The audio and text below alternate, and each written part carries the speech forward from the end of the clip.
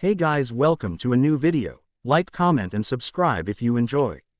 Without any further interruptions, enjoy the What If. Chapter 25. No Plan Survives Contact.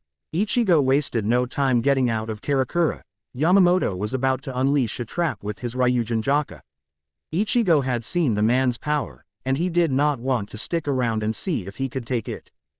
Ichigo wasn't quite sure how or why, but he was finding it far easier to detect other spiritual presences than he had before his resurrection.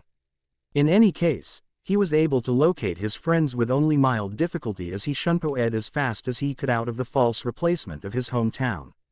With them all was another familiar presence, a Shinigami whose Reiatsu felt rather chilly. Toshiro. Dad was right, they're being taken care of. At least, I can trust. Ichigo adjusted course to meet up with them. They weren't far, and he would feel a lot better if they had his protection. While Ichigo was of the opinion that Soul Society wouldn't make any overt moves against him while he was still needed, there was still Jin out there, and he wouldn't put it past Soul Society to make some sort of preparation for after Aizen's death. What the Vizard did not anticipate, however, was just how frightening his appearance currently was. He appeared a few meters away from the group as they fled from the area. Inoue was being carried by Rukia in the middle, while Chad was utilizing his newest skill, the air-walking technique, to keep up with his high-speed technique that resembled Sonido, but was not quite it. Ishida was cruising along on their right, riding what seemed to be a flying skateboard sans wheels made up Reiatsu. Rangaku and Renji were flanking Rukia, while Hitsugaya Toshiro led the pack. Hey guys. Ichigo's casual greeting caused a multitude of reactions from his friends. Toshiro had very nearly drawn his Zanpakuto, his hands still twitching towards it. Rukia gave out a yelp as Inoue's knees dug into her back as she stiffened. Renji nearly fell out of the air when he forgot to solidify the air beneath him for his next shunpo, while Rangaku seemed to be holding her breath, looking at him with naked fear. It was Ishida, however, who was the most calm of the group. Kurosaki, cancel your resurrection and take off the mask. You're a bit fearsome to look at like this, which I suppose is the point, but do you realize how hard it is to talk to someone when you can't see their face and their very Reiatsu is enough to suffocate your comrades?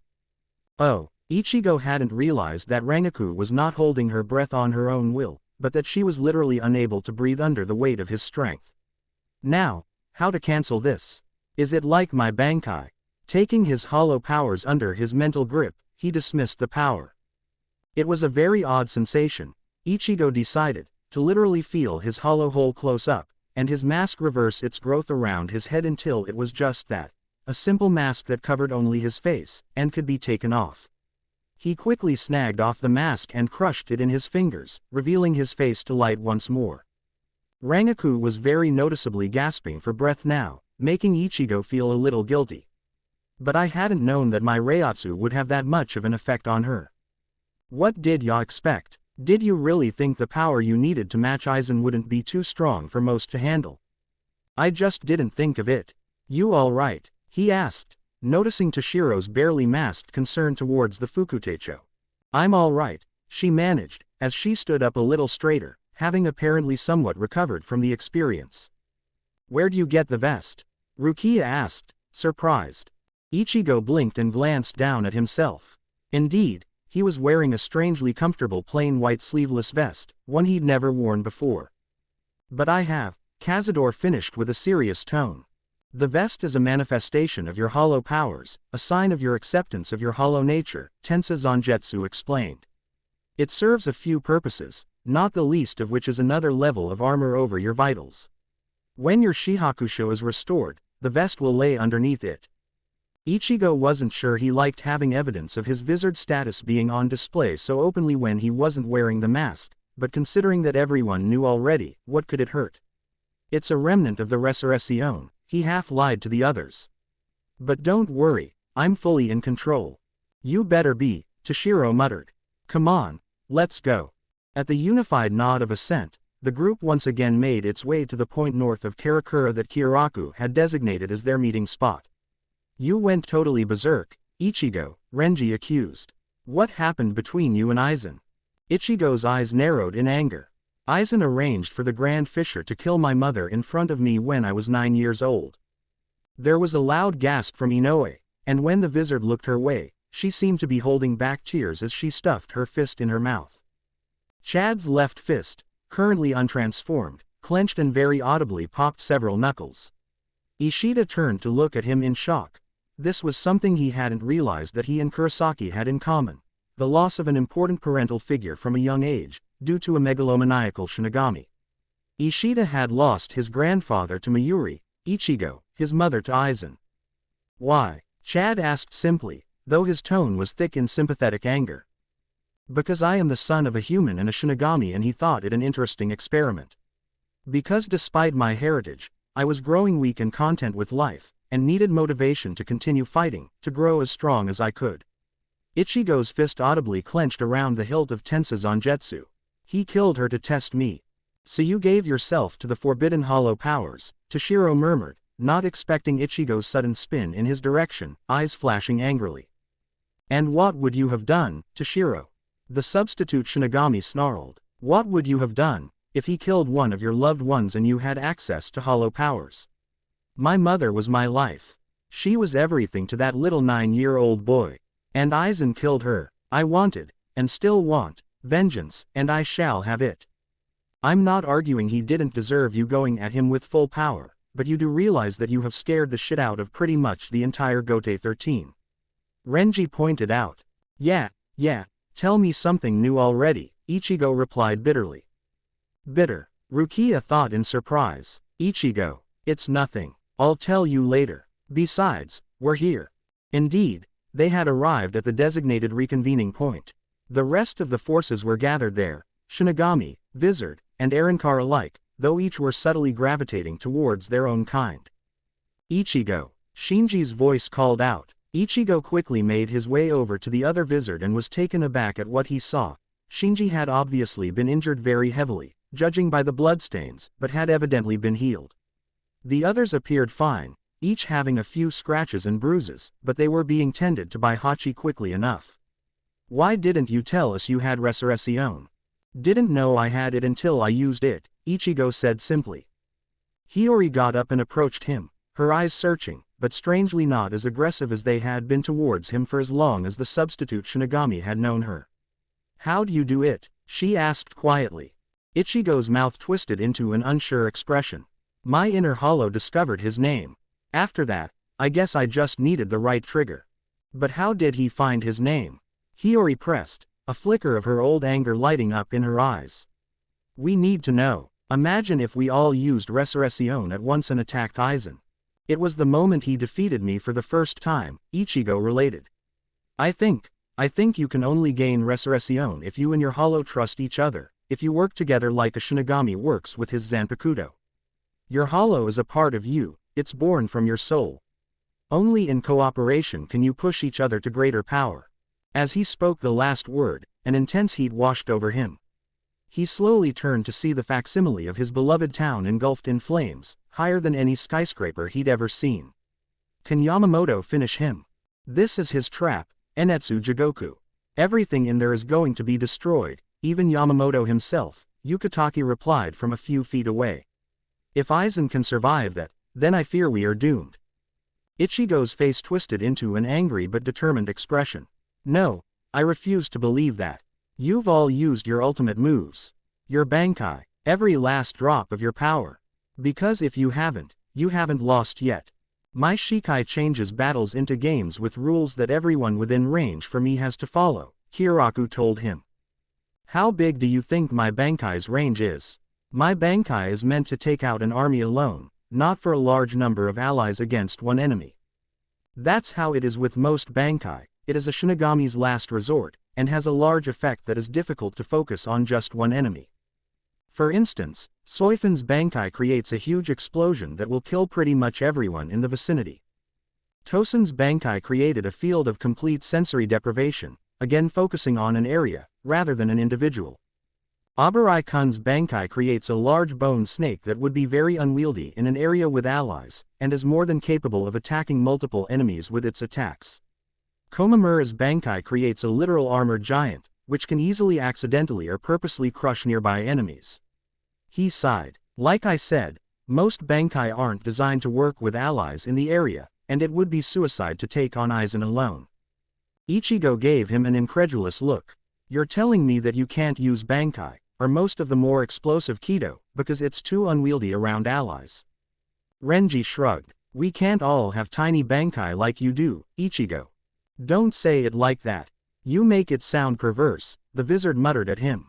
Fine then. If Shinigami Ultimates are out of the question, let's look at the hollow side of things. I've got Resurrection. The rest of the wizard have their masks. Nell, Harabel, Grimjow, you three still here? I am here, Kurosaki Ichigo, Harabel answered, stepping forward. She was still in her Resurrection state. Grimjow left as soon as we evacuated. He said he'd fulfilled his end of the deal, Komamura filled in. Neliel's gone too, Yukitake told him. She actually had a message for you, Ichigo. Thank you for showing mercy on a little girl Arankar when she didn't know who she was. Thank you for being her friend after she found out. But most of all, thank you for treating me as human as you are, because that's what you are. Human, no matter whether you are Shinigami or Hollow or anything in between. Don't ever forget that, Ichigo, because your greatest power lies in your humanity, your capacity to accept and understand anyone. Should you ever find yourself in Hueco Mundo, please know that you and your friends will be welcome with me and Stark. Ichigo tilted his head and looked up to the sky, eyes closed as he listened to the words spoken by an Arankar whose own capacity for kindness had given her a blessing disguised as a curse. Escape from Aizen in a form that let her enjoy childhood for a little while. No, thank you, Neliel, he whispered. Ichigo, Chad's right arm, still transformed into his Brazo Derecha del Gigante, came to rest on Ichigo's shoulder. What now? Ichigo took a deep, slightly shuddering breath, but when he looked around at his comrades, his eyes were focused. All right, I've faced Aizen in direct combat. He focuses a lot on speed and Zanjutsu in close to mid-range, but uses Kido in long range. He seems to like using Hado 90, Kurohitsugi when he's in a tough spot. What's actually hit him, aside from me? Bakudo, Urahara revealed, stepping forward. He was successfully held in place by multiple Bakudo, with some assistance from yourself, long enough for me to cast a full incantation Hado 91, Senju Koden Teiho. The seals of placed seem ineffective, though I have put one on that will take effect if he weakens significantly. Ishida's eyes lit up. How many of you know high-level Bakudo and feel capable of using it effectively after your fights? Yukitake, Hieraku, Urahara and Hachi stepped forward. I see where you're going with this, Hieraku murmured. If we can all bind him together, then that gives me enough time to end it, Ichigo finished. Nice plan, Ishida. What if that fails? He's gone through another evolution since you last hit him with Bakudo, Hitsugaya pointed out practically. And even then, if Kurosaki hadn't been there, he would have escaped. He might be immune to it now for all we know. We should have a backup plan. What would you suggest? Komamura queried. Hitsugaya shook his head. I'm not skilled with making such plans. Soifun Taicho, you're the better tactician amongst us. Do you have any ideas? Soifun frowned pensively, doing her best to keep her eyes from flitting towards Kurosaki Ichigo.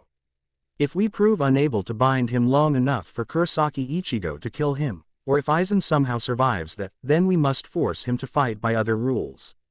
Hieraku Taicho's Shikai will be useful.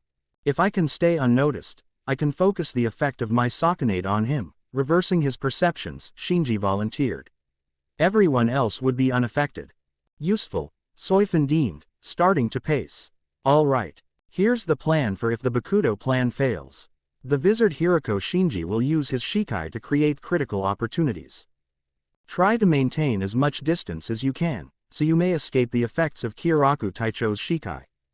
Hieraku Taicho should move in and use whichever game you feel will give the most advantage.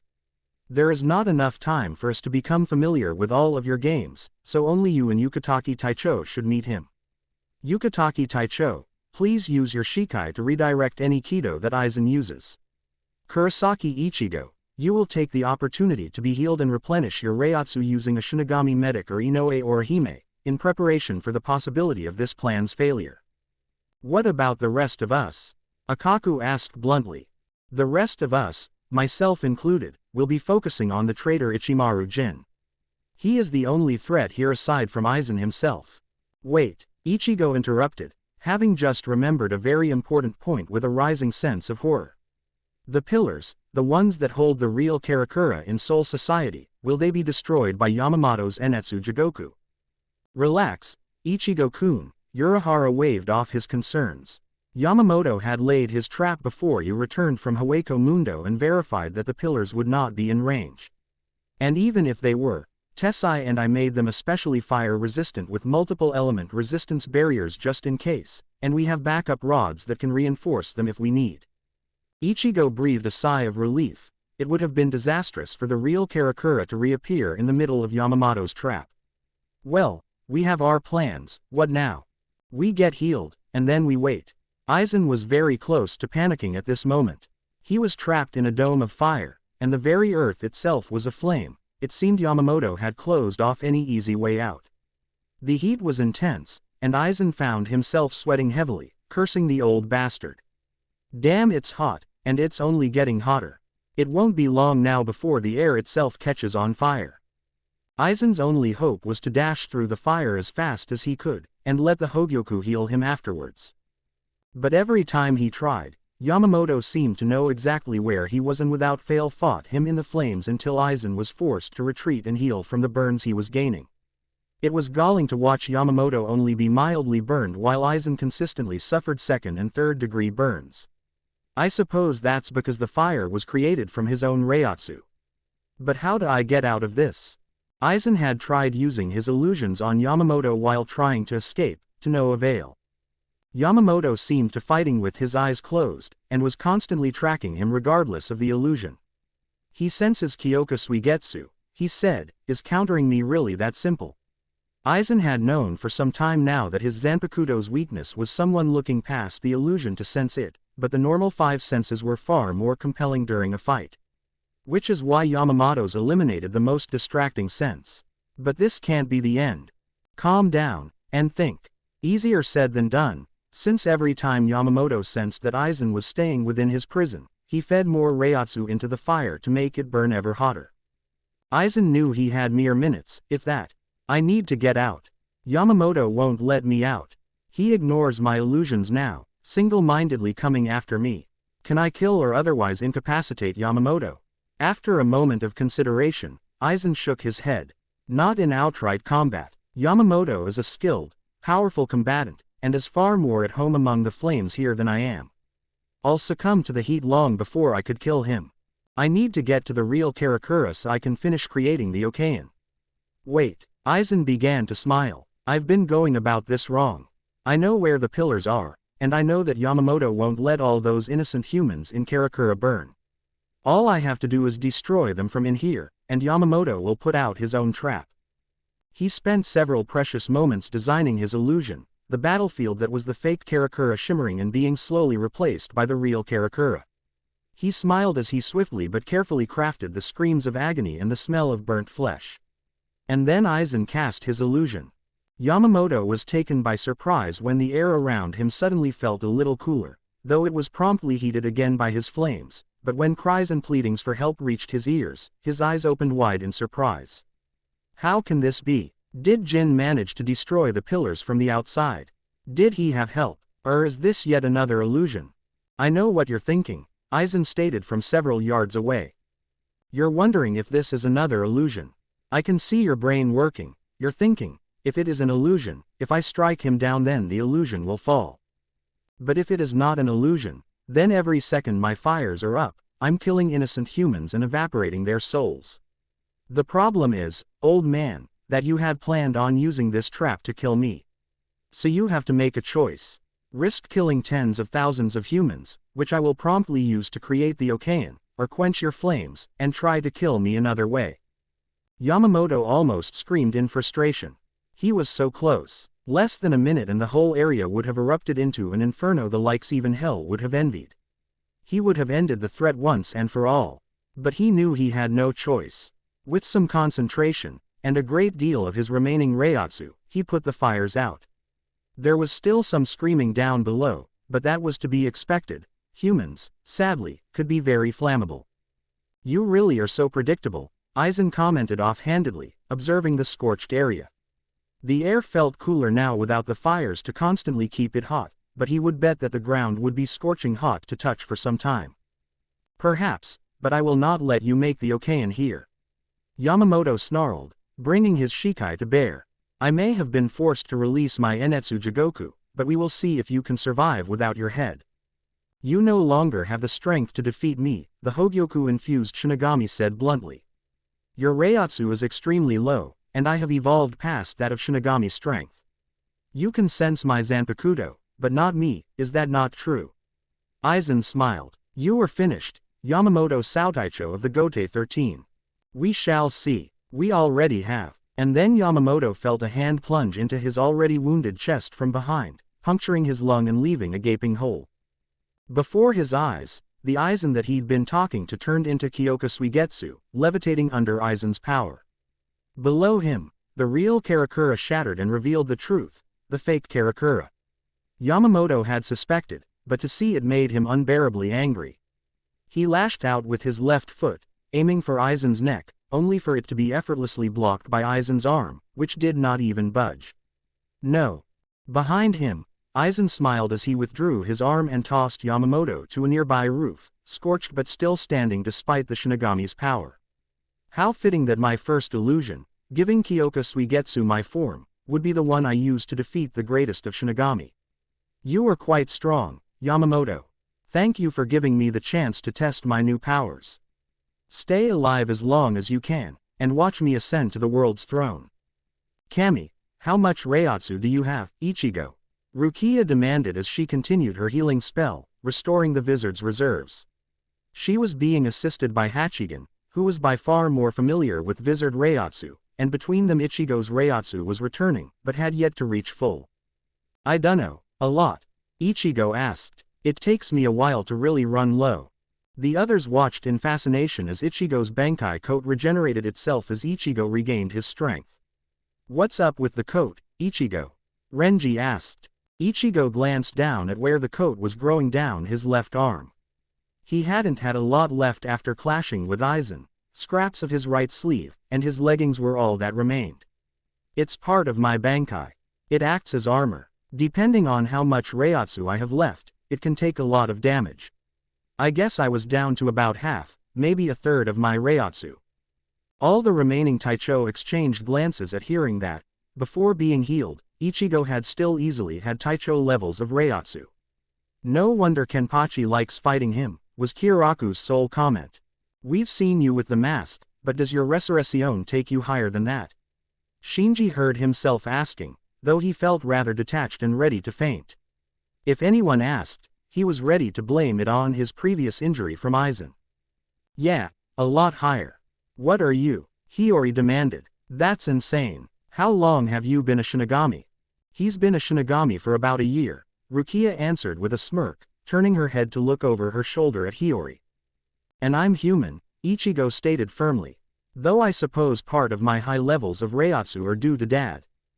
That's right, Isshin agreed. That's what you get for having an ex-Taicho for a father.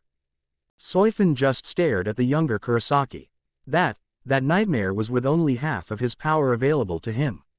She was beyond fear. All she could do was stare in stunned disbelief.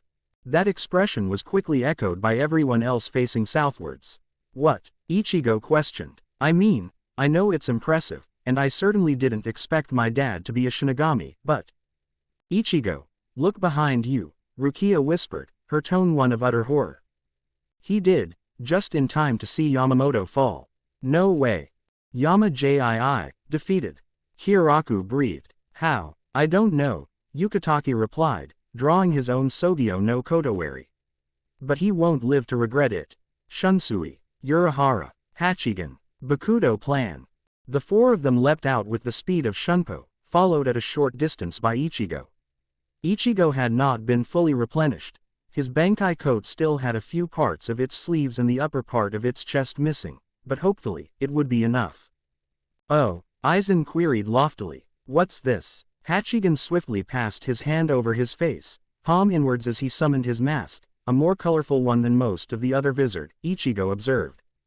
The mask had curved tusks from either side of its mouth, which oddly enough had muscle red gums around the teeth. The mask also had goggle eyes, with red on the outside and orange inside, and yellow feather-like spikes around the outside of the mask, resembling a Native American headdress. But his preoccupation with the mask vanished as soon as he heard the wizard's spell, Bakudo 99, Banken.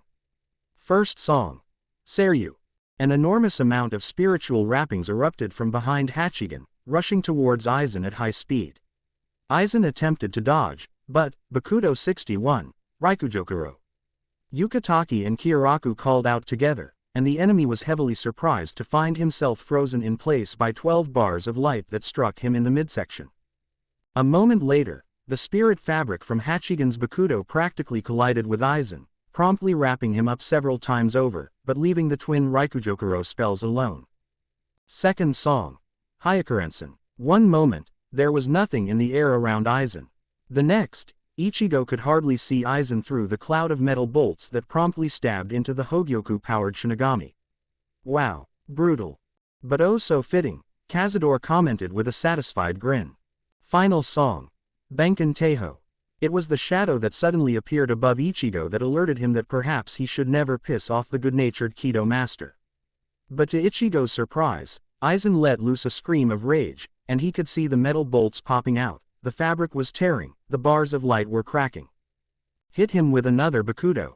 He yelled to Urahara, who didn't appear to hear him. Hurry, Ichigo tried, yelling towards Hachigen, but he too gave no reaction. Oh, no. Aizen's used another illusion on them.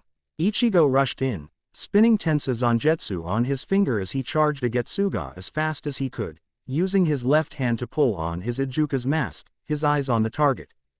The enormous ceiling cube meant to pin Aizen to the ground, helpless, began to fall, none of them noticing Ichigo's new peril, nor Aizen's progress towards escape. And then all the Bakudo that had been placed on the man exploded outwards, vanishing into the air, and Ichigo felt Aizen's Reiatsu, strange and alien feeling from the Hogyoku's influence and his evolutions, skyrocket.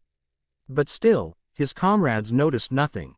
Aizen and Ichigo spent a precious moment looking at each other, one smug, the other horrified, before both Shunpo-ed out of range of Hachigen's Bakudo.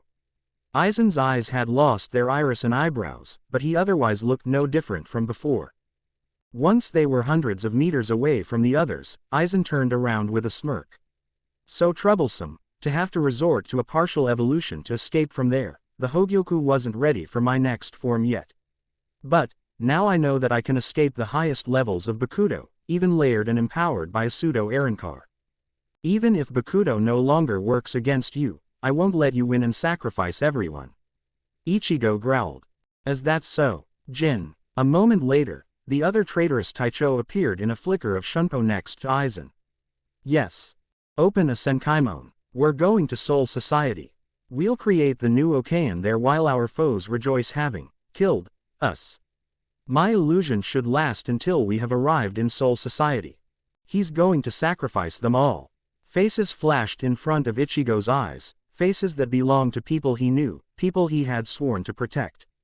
Yuzu, Karen, Tatsuki, Mizuhiro, Keigo, everyone. Ichigo's Reiatsu manifested around him, flaring as a seething black and crimson Getsuga-like aura around him. Tendrils of his Reiatsu writhed in the air under Ichigo's rage, his hollow mask and Shinigami blade thrumming with power. Didn't you hear me, Aizen? He hissed. I won't let you. Aizen smiled at the human wizard before him. And how do you plan to stop me? You cannot be more skilled in Bakudo than a hollowified Fukutecho of the Kido core, so you cannot seal me. You cannot physically subdue me, as the Hogyoku will regenerate all my wounds. You have never killed, am I correct? You have never taken a life. To take it is no small matter, Kurosaki Ichigo. You, as all humans do, will hesitate before the final stroke. It is only natural, for as a thinking human being, taking the life of someone else is akin to taking your own. It harms your very soul, your mind, your body. And it is at that hesitation that I will kill you. So if you cannot seal me, cannot subdue me, and cannot kill me, how will you stop me? Maybe you're right, Ichigo admitted. Maybe every human would hesitate. He began to smirk behind the mask. Lucky for me, I'm not just human. Tell me, have you ever seen a hollow hesitate? Aizen blinked, and then instinctively dodged the Sero that erupted from Ichigo's fingertips. The Sero traveled for another 100 meters before striking a building, which promptly exploded in all directions. Impressive, Ichigo. Sero. Once again, Aizen evaded, and another building was reduced to flying remnants of metal, stone and glass. He ignored them. Nothing without Reiatsu could hurt him now. What do you hope to achieve by doing this? Tell me, Aizen, do your illusions account for being struck by rubble after you're dead? This must be what getting drunk feels like, Ichigo thought to himself with a wild smirk upon seeing Aizen's eyes, widened in shock. Drunk at a stripper bar with the best one dancing for ya, Cazador amended, sharing Ichigo's fierce joy at having spoiled Aizen's illusion. It took only a moment for Aizen's face to morph into a decidedly angrier look, one that made the wizard begin to realize that perhaps taunting him might not have been the best idea. Are you happy, Ichigo? Aizen asked with a dangerous tone. Do not forget, even if they realize that they are in an illusion, they cannot break it. Did you think that you could regain your allies so easily? You are alone, Kurosaki Ichigo. If you believe you can stop me, then come and try. Just then, a Senkaimon opened, and a hell butterfly, black as pitch, flew out, leading a figure that made everyone in the area freeze in surprise. The figure was decidedly female, her black hair tied back in a bun held by a white and very light blue cloth. She wore the standard Shinigami robes, along with an armband on her left arm that pronounced her a Fukutecho, though Ichigo could not make out the division symbol from his position. But perhaps most prominent was her taken aback, half-fearful expression as the Senkaimon closed behind her. Aizen Taicho. Chapter 26. Illusion of Reason. Aizen Taicho. Ichigo was dumbfounded at the sudden appearance of the stranger. Who is this, and why is she calling him Taicho? Is she a sympathizer? Cazador suggested. Hinamori, Aizen recognized with a smile. It has been quite a while. Wait, I know that name. Hinamori, wasn't she the Fukutecho that Aizen nearly killed? Ichigo recalled, straining his memory to what seemed a lifetime ago, back to while he was recovering from his first failed attempt on Aizen's life in Soul Society. Flashback. Ichigo was lying down in the Squad 4 barracks, being evaluated by their Taicho, Hana. She seemed to be pleasant enough, always smiling, and obviously very good at what she did, considering that he was largely recovered after Aizen had nearly cut him in half. All right, you're healed enough to move around, she confirmed. But I want you back here at the end of the day. In the meantime, no training, absolutely no Bankai, and do try to avoid Kenpachi Taicho, he seems quite eager for a rematch. Trust me, that's something I want to avoid too, Ichigo agreed with a slim bead of sweat on his brow. The mere thought of fighting that bloodthirsty maniac gave him chills. It's hard to believe I beat him the first time, he thought as he got up and stretched his legs. It felt good to be moving around again. As he made his way to the exit, he passed the child-looking Taicho, Toshiro, who was apparently on his way to see someone. Poor boy, Hana commented quietly. Ichigo's curiosity got the better of him, and he couldn't help but ask, What happened? His childhood friend, Hinamori Momo, was Aizen's old Fukutecho. Aizen tried to kill her shortly before taking the Hogyoku out of your friend, Kuchiki Rukia.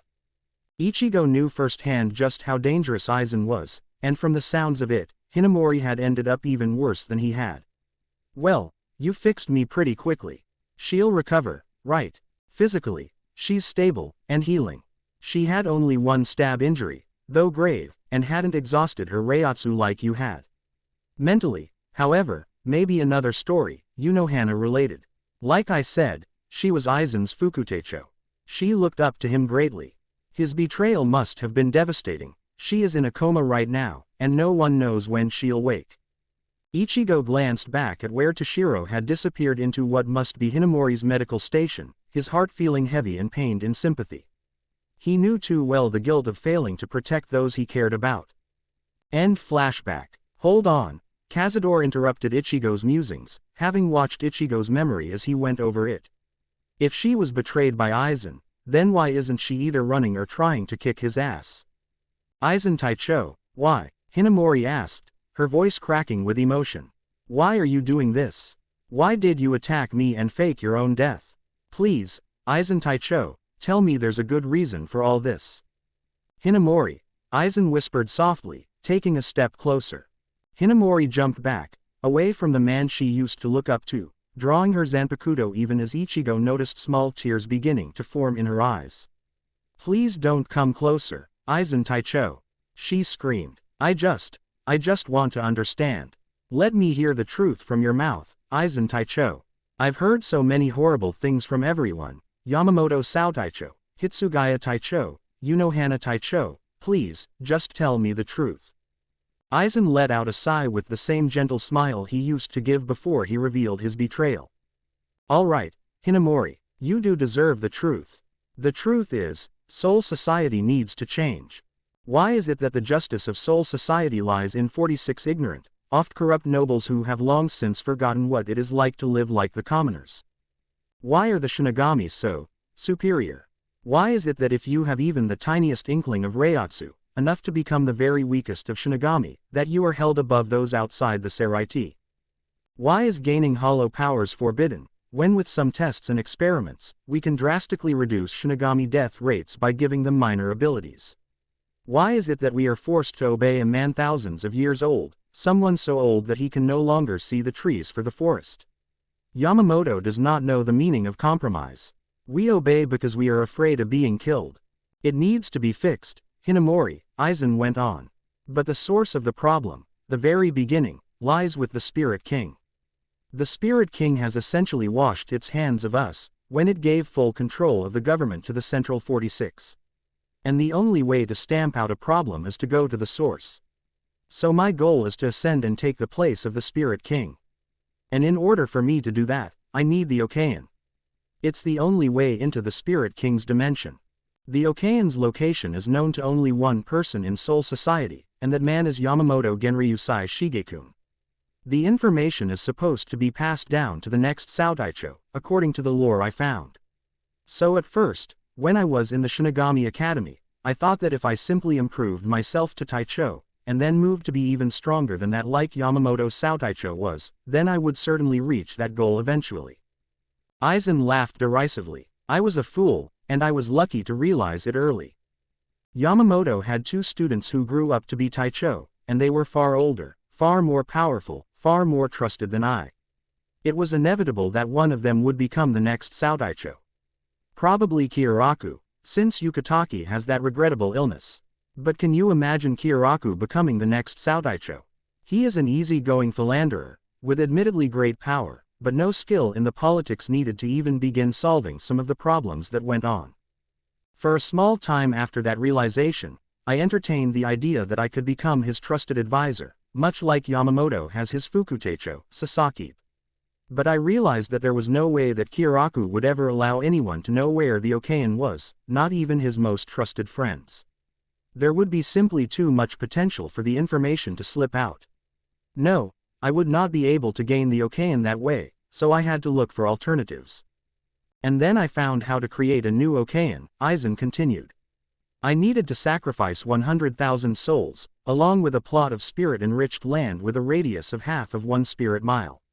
I didn't care for the idea, but weighed against the future of Soul Society, it was an acceptable sacrifice.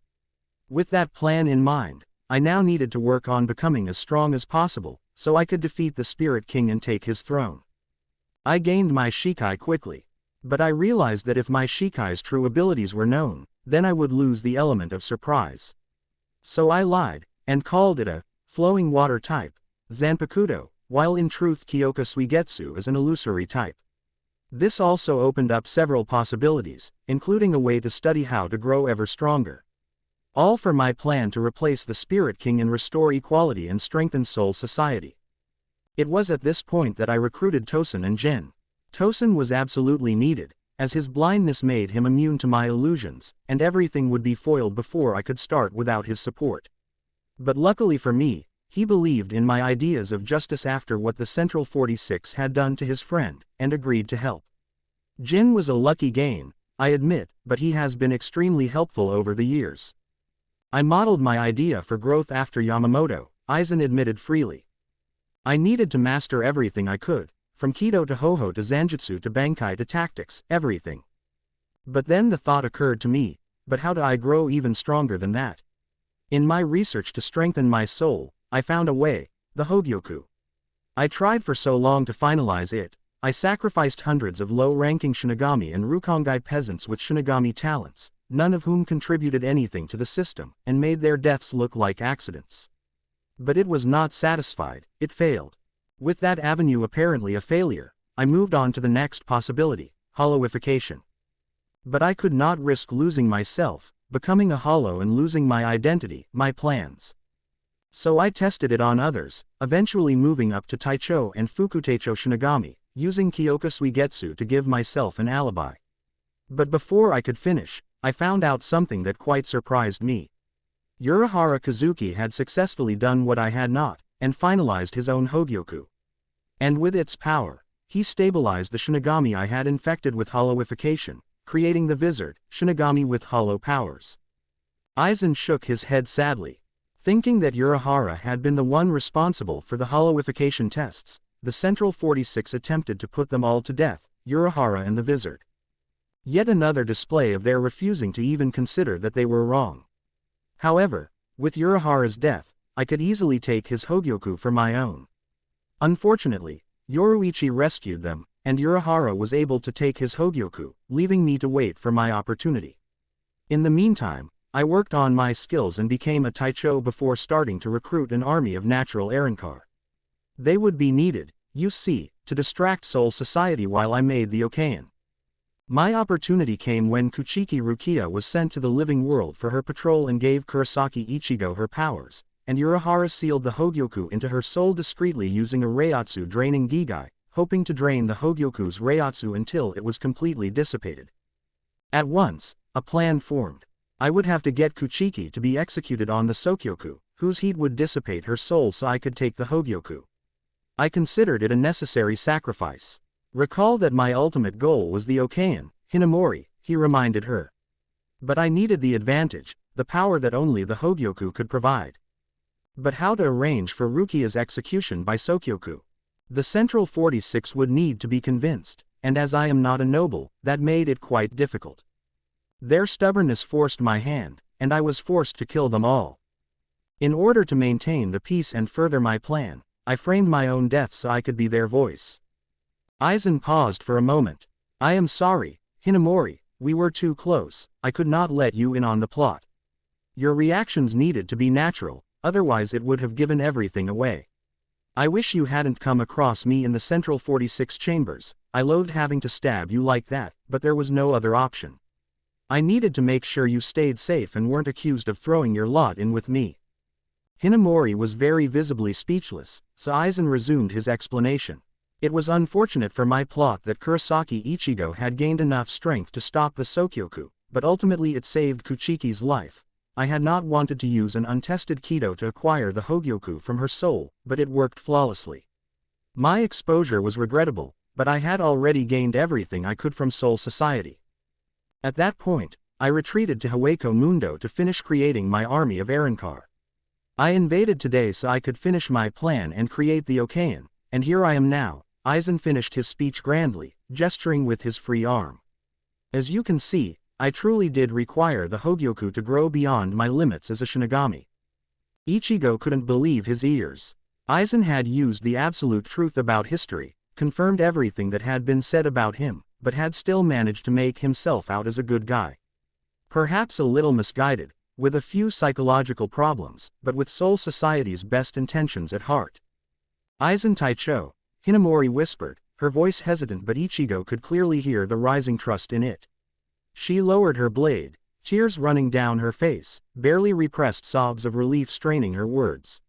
I knew there was a good reason, I knew there had to be, I knew you were a good person. Are you kidding me? Ichigo screeched. He just admitted he's a murderer of thousands, and he still plans to murder over 100,000 more. Do you really want a guy like him to be in charge of literally everything? She cannot hear you, Kurosaki Ichigo, Aizen murmured. She is under my hypnosis now. Ichigo felt an odd mixture of exasperation and anger at that statement. Why were some people so very trusting of someone even after being betrayed so easily? Send her away, then. Our fight is not over yet. Oh, why would I do that, when I have such a perfect deterrent for your attacks? Aizen asked with a knowing smirk. You would never cut down poor, innocent, defenseless Hinamori Momo in order to get to me. And after that speech, shield quite literally anything to help me. That stopped Ichigo short. He had no idea of Hinamori's capabilities. Could it be possible for her to have an ability to counter his sheer speed? Was she a Kido expert? Perhaps. Ichigo couldn't attack long range, as Hinamori would get in the way of his Getsugas. He couldn't get up close and personal either, as Hinamori would continually try to block or attack him, giving Aizen opportunities that Ichigo couldn't afford. Ichigo's signature scowl deepened in frustration. Any ideas? Surprise Aizen. Run her through in a non-fatal area and hit him, was Cazador's suggestion.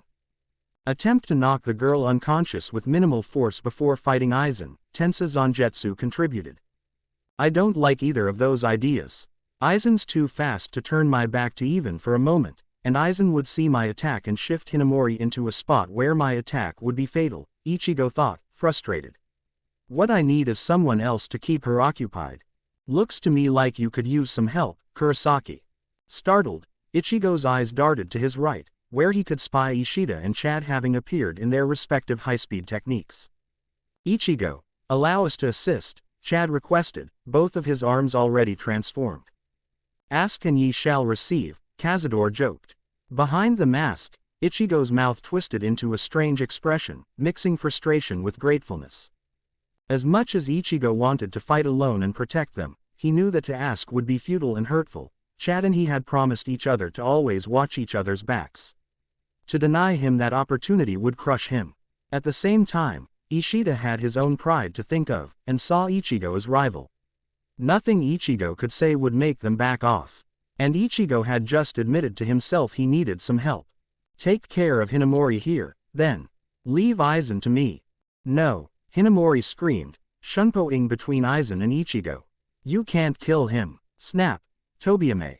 Hinamori's Zanpakuto glowed a rosy pink before quickly straightening, and then produced two thin prongs that jutted out about an inch from the main blade before running parallel to it. The first one was down close to the hilt, while the other was about halfway up.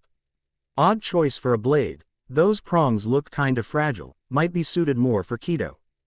Ichigo was proven right when Hinamori quickly slashed at him, producing a large fireball that the wizard almost carelessly slashed apart with Tensa Zangetsu.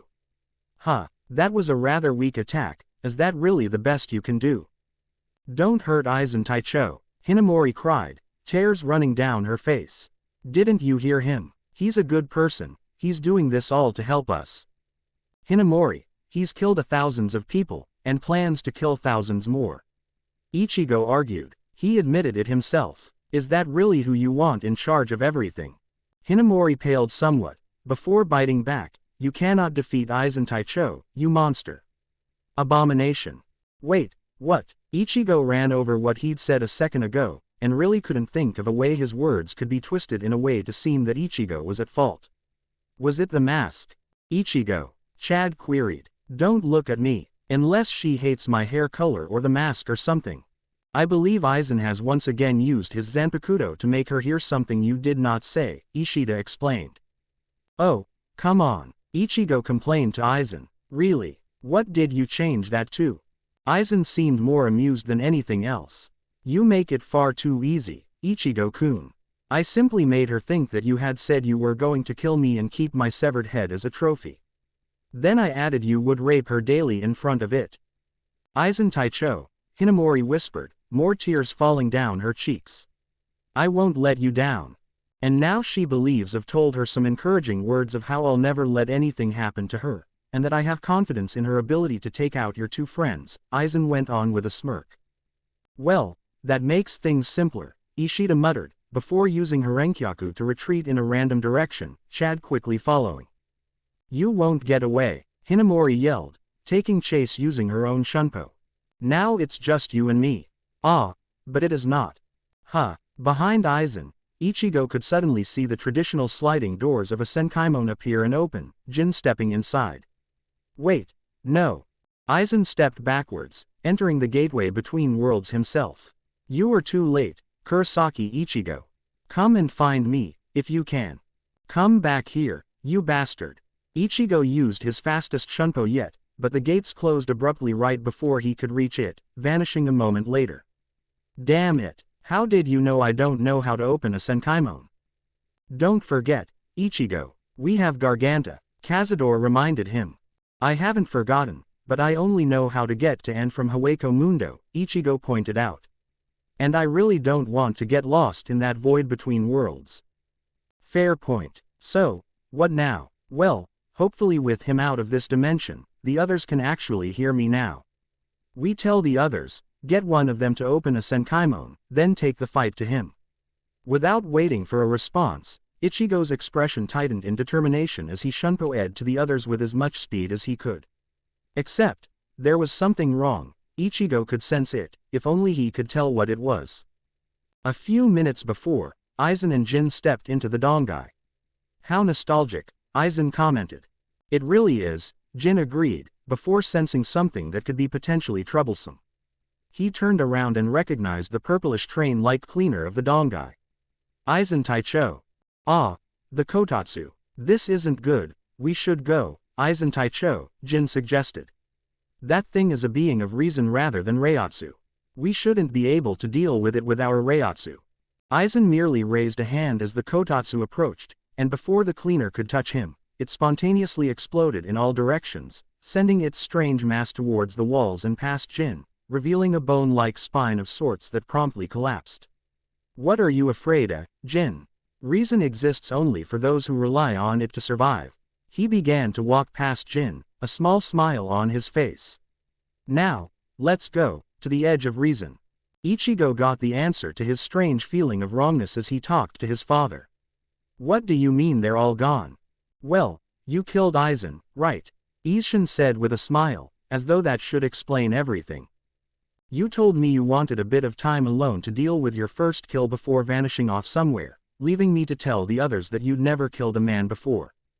Everyone was really understanding about it, too. Several people in the Gote 13 wanted me to pass along a message asking you to meet up with them next Saturday, while the Vizard want me to remind you to come by their hideout, wherever it is, whenever you feel up to it. Harabelle wanted me to pass along a thank you, mentioning she was going to go find Neliel. Urahara and Tessai went to go find the Hogyoku, thinking maybe it's among the rubble down there. That wasn't me. Aizen did it with his illusions again. Ichigo's father paled. Aizen's still alive. Yes. Ichigo cried out. Now please, open a Senkaimon. Isshin promptly drew his Zanpakuto and held it at waist level before sticking it into the air. Ichigo had seen a Senkaimon opened in this fashion before, but it still seemed odd to watch half of Isshin's Zanpakuto seem to enter an invisible space. Isshin quickly twisted, unlocking the gateway between Soul Society and the living world, and then the Senkaimon opened. Father and son jumped into the opening, entering the Dongai. So, what's your plan? Ichigo glanced at him as the pair ran through the strange dimension. Use Resurrection again, try to kill Aizen from behind. But how are you going to find him? Isshin pressed. I'm going to sense him. You can sense him? Isshin asked, somewhat surprised. I can't. Ichigo looked at him strangely. Why not? His Reiatsu is incomprehensible to me, I can't read it, I can't locate it, Isshin explained. The Hogyoku has changed him to something more than Shinigami. You could describe it like a blind man trying to understand color when he has never seen, or like a two-dimensional being trying to comprehend a third-dimensional one. Well, I'm not exactly purely Shinigami, now am I? Ichigo pointed out. Do you really think you can take out Aizen as you are now? I have to, Ichigo growled. I won't let him kill everyone. There's a surefire way for you to defeat him, you know, Isshin told his son gravely. If only we had the time for you to learn it. Ichigo whirled on him. How? The final, Isshin breathed, before cutting himself off. Wait, something's wrong. He stopped cold, closing his eyes. What is it? I can't sense the Kotatsu. The substitute Shinigami blinked. The Kotatsu was the proper name for the homicidal, cleaner, bullet train-like monster in the Dongai that had almost killed him on his way to invade Soul Society to rescue Rukia. That's a good thing, right? It's not chasing us. No, it's a bad sign. I can't sense it anywhere. I think Aizen's destroyed it. Ichigo gaped. I thought that was impossible. Nothing can touch it or it gets consumed, right? Right, the ex-Taicho agreed. It is impossible for a Shinigami to even harm it. But Aizen isn't all Shinigami anymore. Ichigo was beginning to get a little worried. So, what does that mean? He can't be killed. No, I think he can still be killed, if only by someone on his level, Isshin muttered. No choice, Ichigo, I know you've gotten incredibly strong, but if Aizen keeps evolving like he has been, even your resurrection won't be enough. You need more training. We don't have time for it. Wrong. The Dongai, like the name suggests, is temporally and spatially separate from both the living world and soul society. Since the Kotatsu is gone, we can take advantage of that. Reaching into his Shinigami robes, Isshin pulled out 4 small fork-like implements that were attached to wires. Ichigo's face took on a look of confusion. How? The Dongai is surrounded by several layers of temporal currents, meaning that in effect, time flows differently here. In fact, it flows about 2,000 times faster in here than outside. Meaning that if we spent 2,000 years here, only 1 year would pass in the living world and in soul society, Isshin explained. The Kotatsu was meant to keep people from spending too much time here. But the Kotatsu is not here now. The wizard's eyes widened in realization. We could spend hours here and only have a few seconds go by, making me stronger to fight Aizen. Precisely, but I'm afraid we'll need more than hours. We will need days, weeks, maybe even months, Isshin informed his son sternly. However, the Koryu shifts and changes, another reason not to stay very long. But Shinigami do have a way to halt it for a time. With that, he threw the implements he'd taken out to either side of himself, the wires attaching themselves to his wrists. Ichigo watched in astonishment as the perpetually flowing, shifting walls of apparent goo suddenly stopped and appeared as normal walls. He glanced at his father with astonishment. Just how good are you? Apparently unaware of Ichigo's thoughts, Isshin continued his impromptu lecture. This technique is called Kaikyo Kote. With it, I can halt the Koryu for 2,000 hours with my remaining Reiatsu. That is almost 3 months, and we must make the most of it. What are you going to teach me in that time? Ichigo asked, dumbfounded at this, but his thoughts were. Aizen must have known that he was creating an opportunity for me when he destroyed it. Why? Saigo no Getsuga Tensho. Saigo no Getsuga Tensho. Ichigo echoed, surprise written across his features. Tensa Zanjetsu. Is there really a Saigo no Getsuga Tensho? There is. Something in his tone gave Ichigo the chills. It was something between a warning and a pleading not to ask more. Instead, Ichigo turned to his father. How do you even know that exists? That doesn't matter right now, Isshin dismissed. I can explain everything later, but we have more important things to worry about. I'll hold back the Koryu, but you need to talk to Zanjetsu and learn the Saigo no Getsuga Tensho. It's your ultimate weapon, and with any luck, you'll finish with some spare time. Dad, Tensa Zanjetsu doesn't like that idea, Ichigo told him. And I respect him. Learning this Saigo no Getsuga Tensho sounds nice, but what makes you think it'd be enough to defeat Aizen? Besides, how many times has Aizen evolved in the last hour? If I don't attack him now and kill him, I really won't be able to keep up. You'll have 3 months to change his mind then, Isshin argued. Besides, even if you don't learn the Saigo no Getsuga Tensho, you'll get so much stronger training in your inner world. You've grown this strong in such a short time. So even if you only take 1 month, Aizen will only have had 20 minutes. That's not nearly enough time for him to begin creating the Okain, especially since the rest of the Shinigami will at least sense Jin approaching and delay him more. There is that, Cazador agreed. All right, Ichigo conceded. He sat down in a meditative position, laying his bankai on his legs. What about food? Won't we need to eat?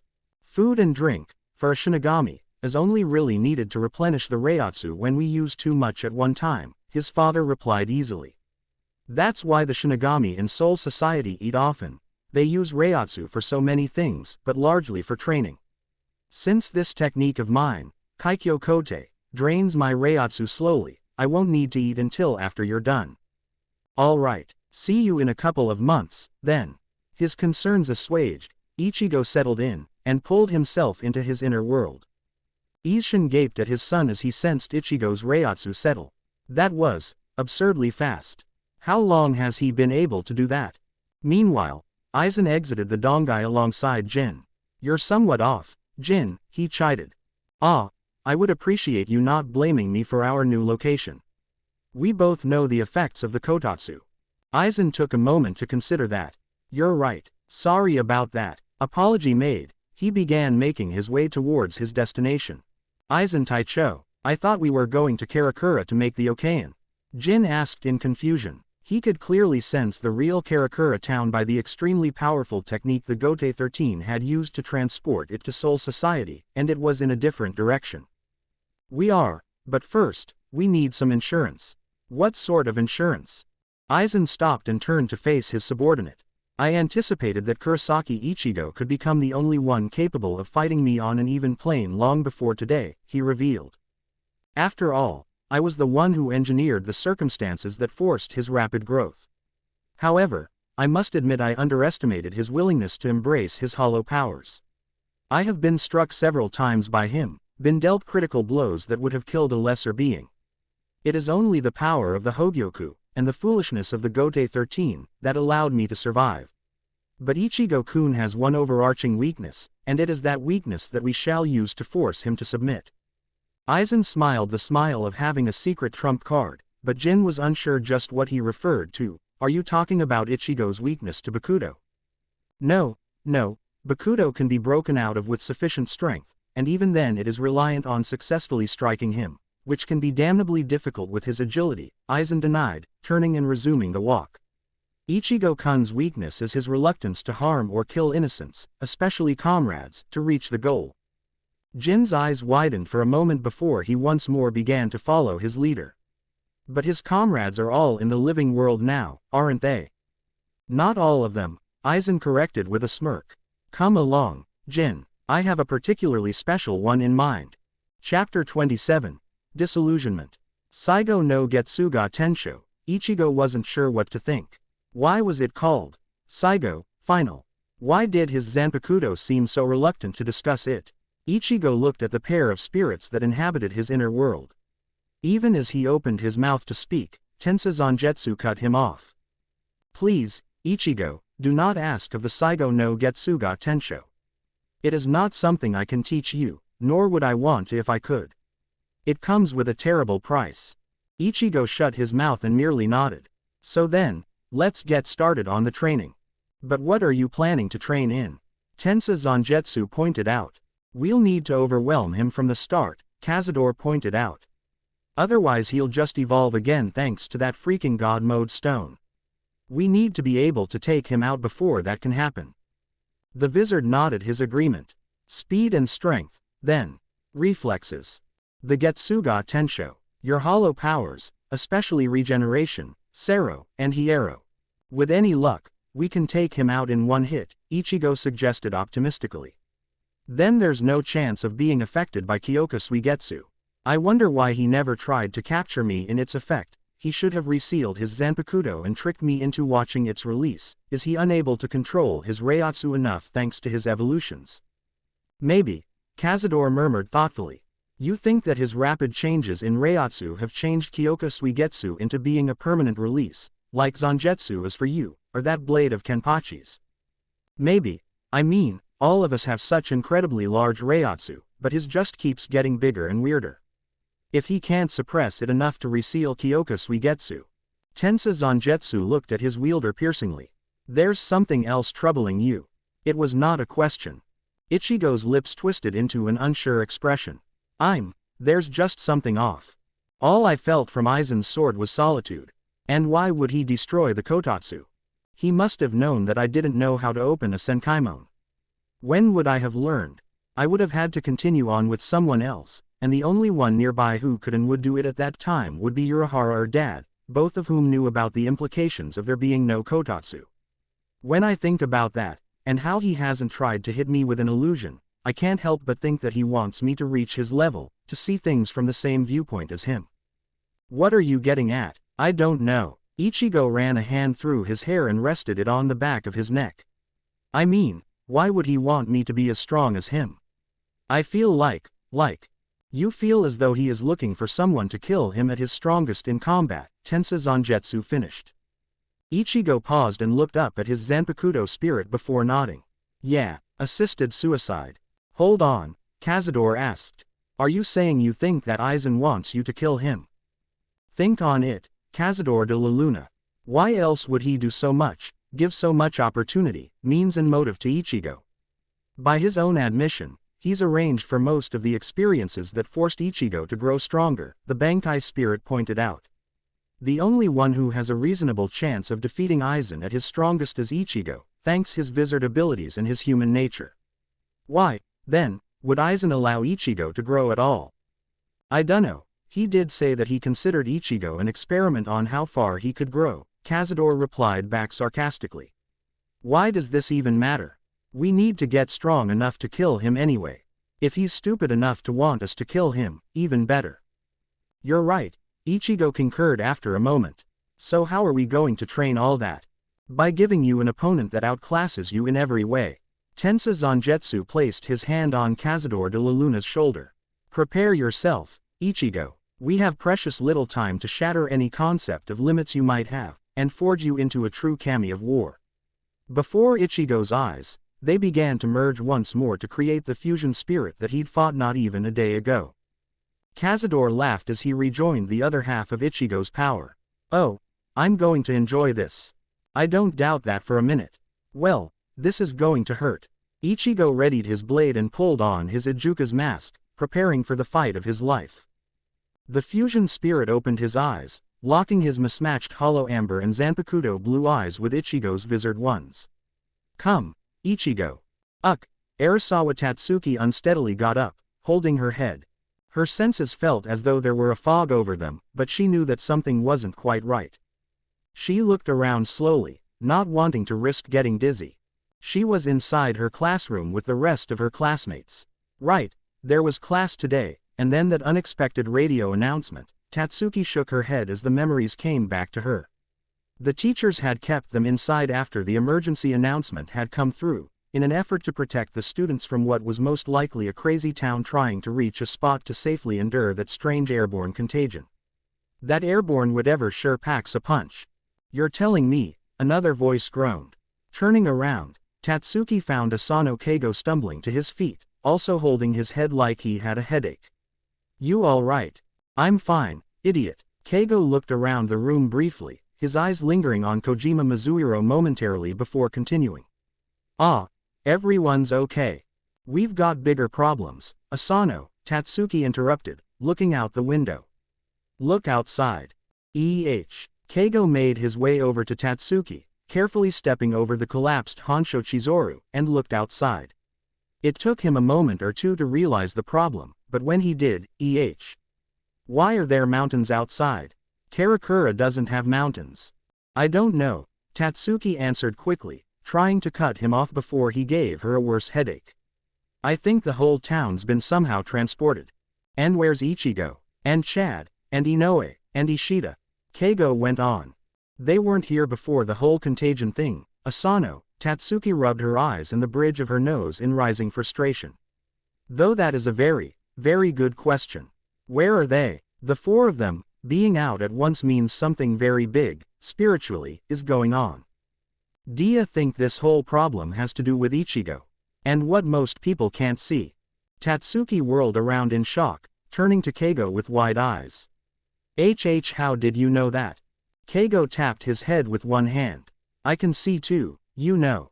I know that sometimes I can see Ichigo in strange black robes, and I pass this one Afro guy dressed the same way that no one else can see almost every day on my way to school. I've even played host for a couple of Ichigo's friends, he shivered. Which ones? Tatsuki couldn't help but ask. A bald-headed guy named Akaku, and a beauty-obsessed one named Yumashika, Keigo answered quickly. And to make it worse, my sister likes that Akaku. And I had to put up with so much, and they extorted me, and, his voice was getting whinier by the second. Shut up, Asano. I don't know them, but it sounds like Asano's got a basic idea of what's going on. Yeah, I think Ichigo's at the heart of this. What should we do? Keigo was back to being serious. Tatsuki looked out the window again to hide her uncertainty. Let's get a radio, she decided. Hopefully we can find out what's going on from the radio stations, if they're awake enough to broadcast. Keigo frowned thoughtfully. We should be able to get one from the principal's office. You go get it, Tatsuki ordered. I'm going to try to call Orihime. She pulled out her phone and made her call, but was disappointed to be immediately connected to her best friend's answering machine. Her phone is turned off, or out of reach. Tatsuki tried again with Ichigo's cell, but that too failed. In frustration, she called Ichigo's home, and to her relief, that rang and was connected. A very much awake voice answered the call a few rings later. Kurosaki residence, this is Karen. Karen, Tatsuki seized. Man, am I glad to hear someone else out there. But I'm in a bit of a hurry. Is Ichigo there? No, came the answer. He's been gone a while, though. But Dad's missing too. Huh, that threw Tatsuki for a loop. Why would? Any idea why? Not a clue. Karen's voice gave the impression that she was just as confused as Tatsuki was. I'm sure he'll turn up, but I'm here with Yuzu, and here's where we'll stay. Maybe he just went out to get something, or maybe there was an injury he needed to go tend. That seemed like a plausible explanation to Tatsuki. Kurosaki Ishin was a doctor, and given today's fiasco, it wasn't outside the realm of possibility that the hospital had called him in for some extra hands to help out. All right, thanks for the update. I'll let you know if I see Ichigo or your dad.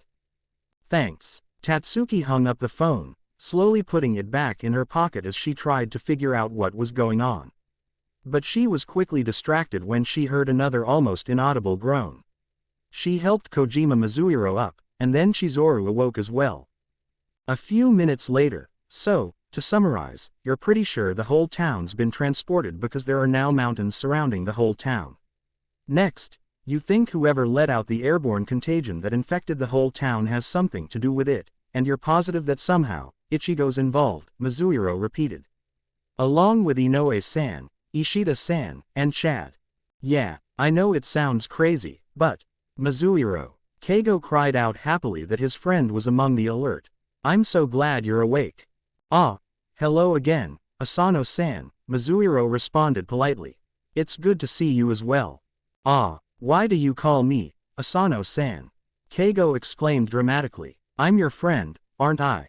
Of course, Asano-san. Keigo glomped onto Mizuhiro's leg, tears streaming down his face. Why? But he was promptly kicked in the face by Tatsuki, making him roll backwards a meter or so. Keep it down, Asano. Wiping his theatrical tears aside and standing up without a mark on him, Keigo nodded and once more adopted a serious expression. I've got the radio. Let's see if we can find anything. Aizen made his way through the Rukongai without a care, with Jin following closely behind. Despite Aizen's hints, Jin still couldn't figure out who his former Taicho was looking for. The Vizard, who knew the same difficulties as Ichigo of having undergone hollowification, had remained in the living world. The same applied to Ichigo's father, his teachers Urahara and Yoruichi, and the humans with strange abilities that formed Ichigo's team. The Shinigami forces that had come to defend the fake Karakura had returned to the Seraiti, which was in the general direction that Aizen was leading him, Jin supposed. But who among the Shinigami would Ichigo be especially interested in protecting? Kuchiki Rukia-chan, maybe. He did invade Seraiti just to save her. Jin shook his head lightly, dismissing the idea. If Aizen wanted her, then we would have taken her before they left. But who? Looking around for some hint, Jin couldn't help but marvel at the stupidity of the Shinigami in general. There they were, two extremely dangerous intruders with Taicho-level skills or higher, and not one of the people around them knew they were traitors. Hell, he'd been approached by a couple of people who recognized him, and been greeted warmly, and even been asked if his outfit was the new Taicho uniform.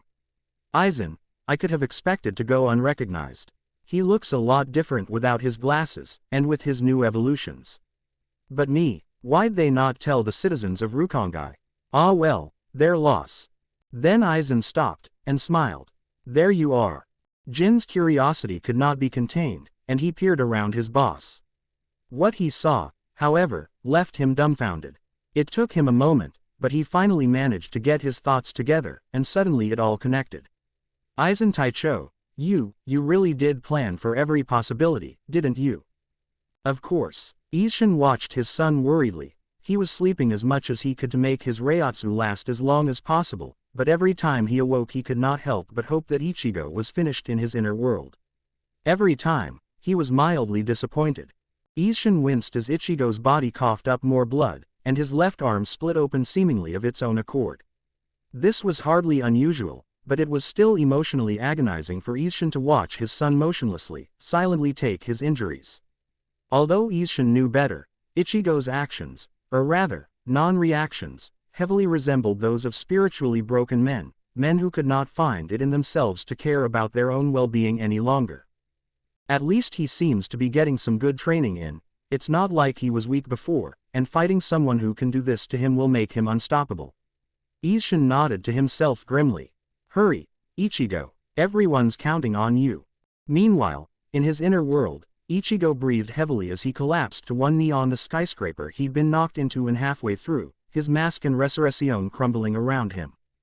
His Bankai coat had once again been reduced to scraps, reflecting Ichigo's exhaustion and state of heavy Reiatsu depletion.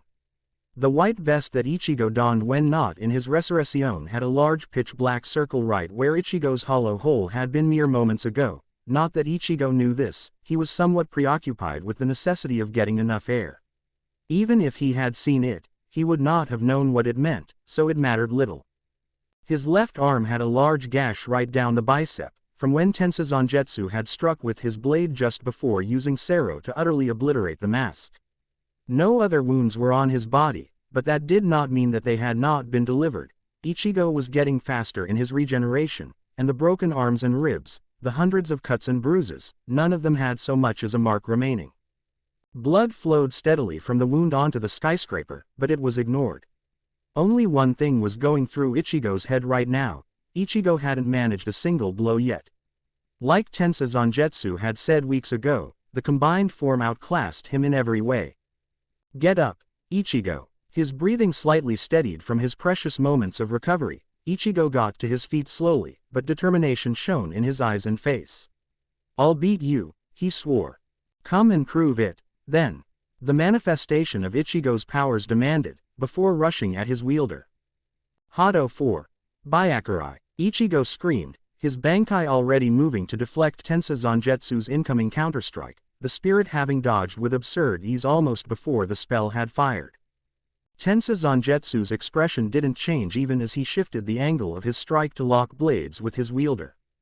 Getsuga Tensho. Knowing he didn't have the Reiatsu or strength left to weather such an attack, especially at such point-blank range, Ichigo shunpo-ed to the side, reflexively firing a silent Getsuga of his own at the fusion spirit. He was so very tired, but Ichigo couldn't give up. His town was counting on him, and he'd be damned if he let them die just because his arms and his legs burned like molten rock. A thought occurred to him then, one that Ichigo felt should probably be addressed. Oi, got a question for ya. Tensa Zangetsu paused, lowering his blade for a moment. What is it, Ichigo? Well, I'm about out of Reiatsu, right? Ichigo indicated his scraps of a Bankai remaining.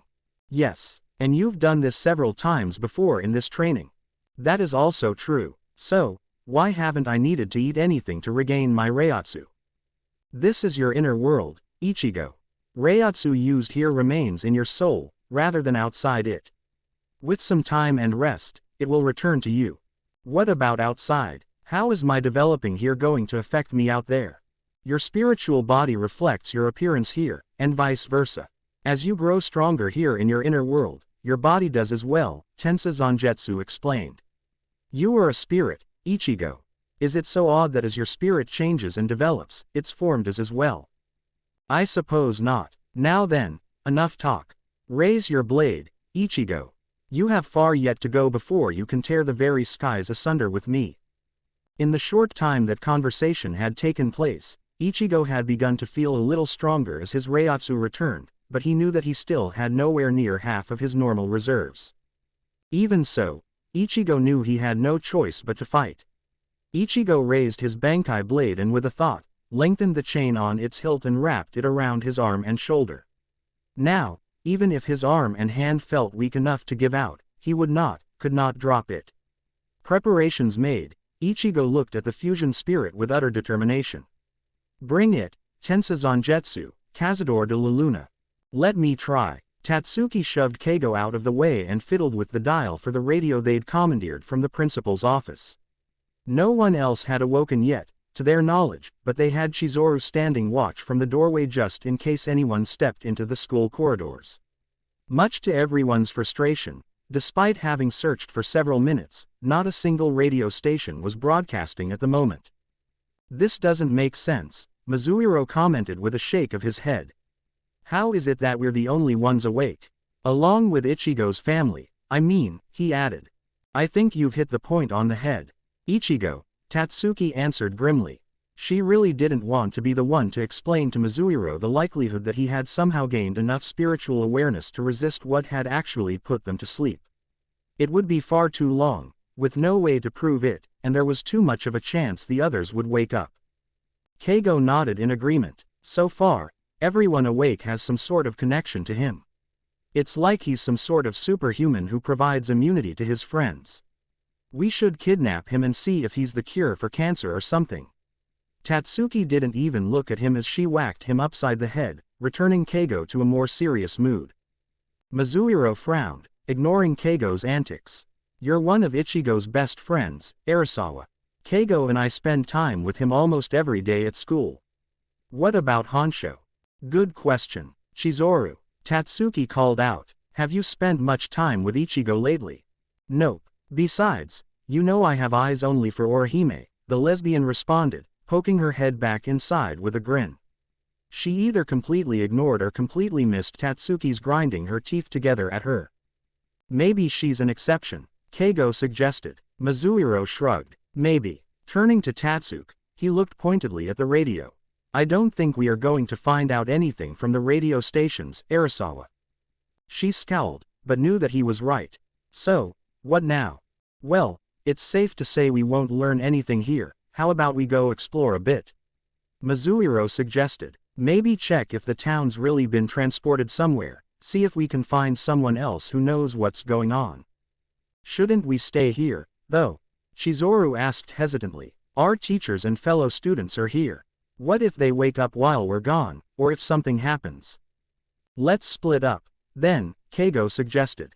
I know someone who might know what's going on, if I can find him and if he's awake. So do I, Tatsuki admitted, thinking of Urahara. How about this? Chizuru, you stay here and call us if something happens or if more people wake up. Asano and I will go check our sources, and Kojima, you go see what you can find out. We call Chizuru as soon as we find something, and she'll call us. The others nodded. Several minutes later, Tatsuki was staring open-mouthed at where the Urahara shop used to be. That's not possible. The shop is gone. What does this mean? Was it taken down or something? At the same time, Afro-san. Afro-san. Keigo yelled at the afro-haired Shinigami who was fast asleep on the roof of the building he usually perched upon while waiting for hollows. Wake up already. But the incompetent man would not wake up. Grumbling to himself, Keigo climbed up to the roof. Stupid people who won't wake up even when they're supposed to be watching out for those monsters, making me risk my poor self to get up there. I ought to kick him. But even as he prepared a good kick, Keigo's eye was caught by the sword on the Shinigami's waist. Maybe it'll help if something happens. But what if one of those monsters comes by? But he's asleep, he wouldn't be able to help anyway.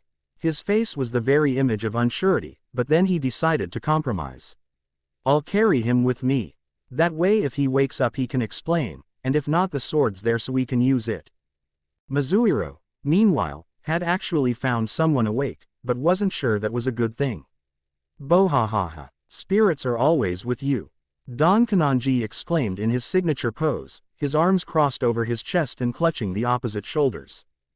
It seemed like a silly question when he was sure what the response would be, but Mizuhiro had to ask.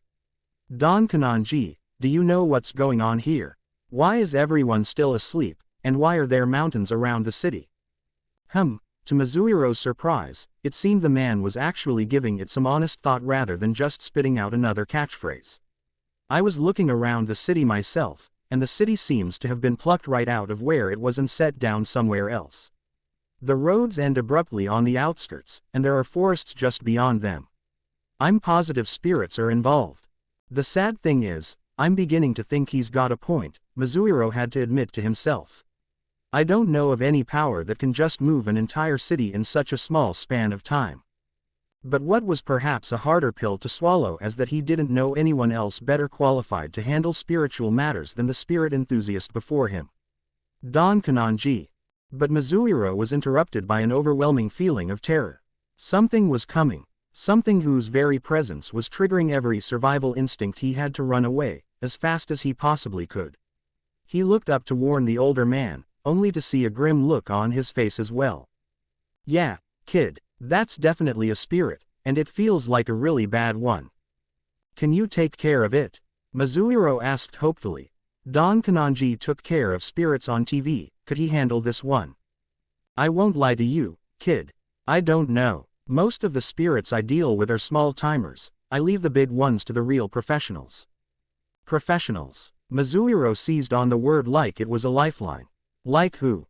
Like other spirits. The Shinigami. Don Kanonji shook his head. I really hope he knows what's going on and coming to help. He, who? Kurosaki Ichigo.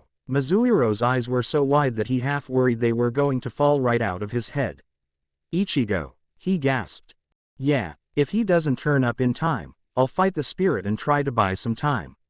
Kid, you need to round up anyone else that's awake and get as far away as you can, but don't leave Karakura unless you absolutely have to. I think we're in the spirit world. Who knows what could happen if you leave this island of the living world? Mizuhiro's head was pounding, his mind trying to process everything he'd heard. It would be so easy to denounce Don Kanonji as a lunatic, but he had never sounded so sane, so serious and grim. And then, it all clicked in his head. That's why Ichigo's gone so often, why he has to leave class so often. Why even when he's here, he's staring off into space. Why he sometimes jumps at nothing I could see or hear. Arasawa and Keigo suspect, if not know, that's why they think Ichigo's at the heart of this. He's a Shinigami, and he makes sure spirits don't kill and eat us. I bet Ishida-san and Chad are involved too, maybe even Inoue-san. Those four have been rather close lately. It was as though he'd finally been given a key to open the door, to see the next level deeper in the world around him. Come with me, Mizuhiro urged. You can protect everyone at the school, just in case there are more spirits than just the one. Don Kanonji paused. The kid had a point. He smiled. You're getting it. Spirits are always with you. All right, kid, I'm with you. As the two ran off, watching from a ways down the street, Aizen smiled. Let's follow them, Jin.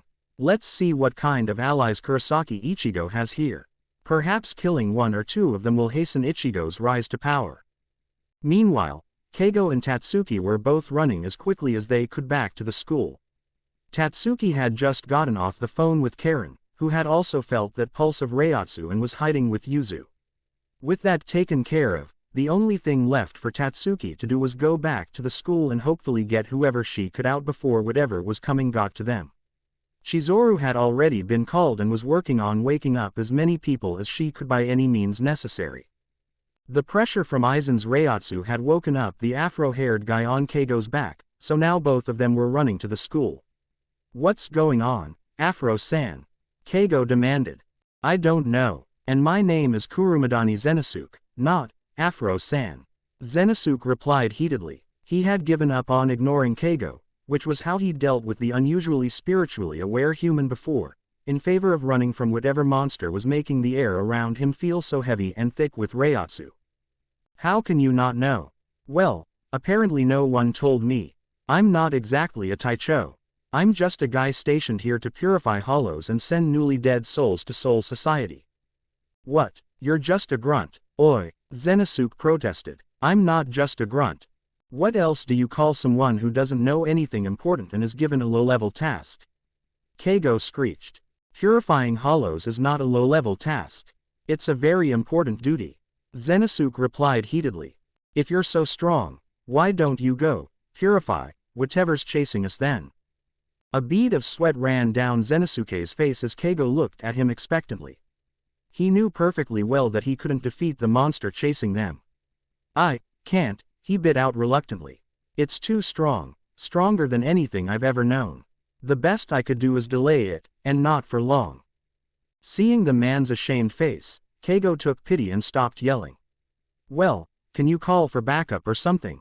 Zenisuke's face lit up. That's a great idea. Reaching into his shihakusho, he pulled out what looked like a cell phone, pressing a few numbers. This is Kurumadani Zenisuke, stationed in the living world at Karakura town. I'm with a spiritually aware human, and there is an enormous, strange feeling Reiatsu nearby. There was a short pause. Wait, what do you mean? You're registering my call as being in Soul Society. There was a much longer pause there, but though Keigo was paying close attention, he couldn't make out what the other end of the line was saying. How come no one told me? A few long seconds later, Zenisuke slumped. Alright, fine, but there's still that Reiatsu, and it's definitely coming closer. Yes, I'm sure that it's not a Shinigami Taicho. Describe it. It's at least Taicho level, very heavy, alien feeling, and not Shinigami and not hollow. That means it's outside my range of skills and I need some backup. Another several seconds later, Zenisuke screamed into the phone, yes, I'm very sure it's at least Taicho level. I'd stake my Zanpakuto on it. Just get someone out here. Another few seconds later, he clipped out, thank you. Bye. So, Keigo couldn't help but ask as the Shinigami tucked his phone back into his shihakusho. Well, someone's on their way, Zenisuke began. But you're never going to believe the rest. Let's meet with your other spiritually aware friends and I'll explain what I can. I'd rather not tell the story twice. Now that he'd delivered his old sensei, Yamamoto, to the tender care of Squad 4, Kiraku walked slowly to the barracks of his own division pensively. They hadn't returned Karakura to the living world yet, leaving that to Urahara. After all, no one really knew if there would be any side effects that he needed to take care of, and the man was understandably busy looking for the Hogyoku that Aizen had stolen. The last thing anyone needed was for a hollow to get that aggravatingly powerful jewel. Yukatake was right next to him, also deep in thought. Penny for your thoughts, he offered. I'm just worried, Ichigo's killed Aizen, a feat that even we couldn't accomplish. But he's an incredibly powerful combatant, with hollow powers to boot, and he's not associated with us. What is the Central 46 going to do when they're reinstated? It'd be a poor thank you to force decisions on him after what he's done for us, Kiraku explained. True, Yukatake agreed, and I'm wondering how the fight in Hueco Mundo's gone, why they haven't returned yet. Another good question, not to mention, Jin's still out there somewhere. Sir, a Squad 12 member sprinted up to him, dressed in the researcher's outfit that Kuritsuchi Mayuri Taicho had insisted on. Kiraku Taicho, Aizen is in Soul Society with Jin. What? Kiraku exclaimed, shocked. How do you know? And where is he now? Tell me everything. Per Kuritsuchi Taicho's instructions before leaving, Squad 12 has been monitoring the Karakura replica, keeping track of Reiatsu and such, the messenger explained quickly. We gathered all the information we could on former Taicho Aizen's Reiatsu as the battle went on, until we could no longer detect it. However, we just received a call from Kurumadani Zenisuke, the replacement for Kuchiki Rukia stationed in the real Karakura, who has reported an extremely large, at least Taicho level, Reiatsu of unknown origin. Per standard policy, we checked using sensors we left in the real Karakura town, and detected former Taicho Jin. It was then that another of our researchers found strange readings from the last few minutes the Taicho were in the Karakura replica, and they matched the strange readings near Jin in the real Karakura. Sir, Aizen is there, right now. Oh Kami, Yukatake breathed. He must have used another illusion on us to make us believe Ichigo had finished him off. Kiraku tilted his head to the sky. Naneo. As though her name was all that was required to summon her, Kiraku's Fukutecho appeared in a flicker of shunpo. On it, Naneo's blue eyes were narrowed in seriousness behind her glasses as she pulled a small jar of black powder out of her shihakusho. Blazingly fast, Naneo drew several symbols on her arms, hands and the ground using the powder before throwing her arms up, generating a rectangular box of light. Black and white net, 22 bridges, 66 crowns and belts. Footprints, distant thunder, sharp peak, engulfing land, hidden in the night, sea of clouds, blue line. Root-like tendrils of light spread from the box as Naneo made a few movements with her hands, focusing on all the Fukuteicho and Taicho in Soul Society. Form a circle and fly through the heavens. Bakudo 77. Tentikura. The tendrils shot out, forming a huge network that would transmit what Kyoraku had to say to everyone the spell had focused on. This is Kyoraku Shunsui, Taicho of Squad 8, and acting Saotaicho due to Yamamoto Saotaicho's incapacitation at the hands of Aizen. Aizen is alive, and he is in the real Karakura right now, with Jin. All Fukuteicho, all Taicho, travel as fast as you can to the real Karakura. Message delivered, he nodded at Nanao, who dropped the Bakudo. Then, in a unified display of Shunpo, both Taicho and Nanao all disappeared at once. Ichigo opened his eyes for the first time in almost 3 months. Blinking back his longer hair as it dangled somewhat in front of his eyes, he looked at his father, who was looking extremely exhausted, barely able to sit up. I'm back. About time, Isshin breathed, disengaging his technique, letting the walls of the Koryu flow once more. Did you get it? Ichigo ignored the question in favor of getting up and stretching his legs. He took barely a moment to rip off the right sleeve of his Bankai coat before channeling Reiatsu into Tensa Zangetsu's chain, allowing the chain on the end of it to extend and wrap its way up his arm, leaving a length of chain dangling from his shoulder. That done, Ichigo channeled more Reiatsu into Tensa Zangetsu's hilt, and before Isshin's astounded eyes, the blade oozed a black substance over Ichigo's hand, creating an obsidian glove. Apparently finished, Ichigo glanced at his father. Come on, Dad, it's time. Without waiting for an answer, he easily reached down and picked up his father, carrying him under his left arm, before vanishing and reappearing at the end of the Senkaimon, at the entrance to Soul Society. Without a second thought, he stepped through. Ichigo took a deep breath of the Raryoku-filled air of Soul Society, relishing the taste of fresh air entering lungs that had been breathing the stale air of the Dongai for 3 months.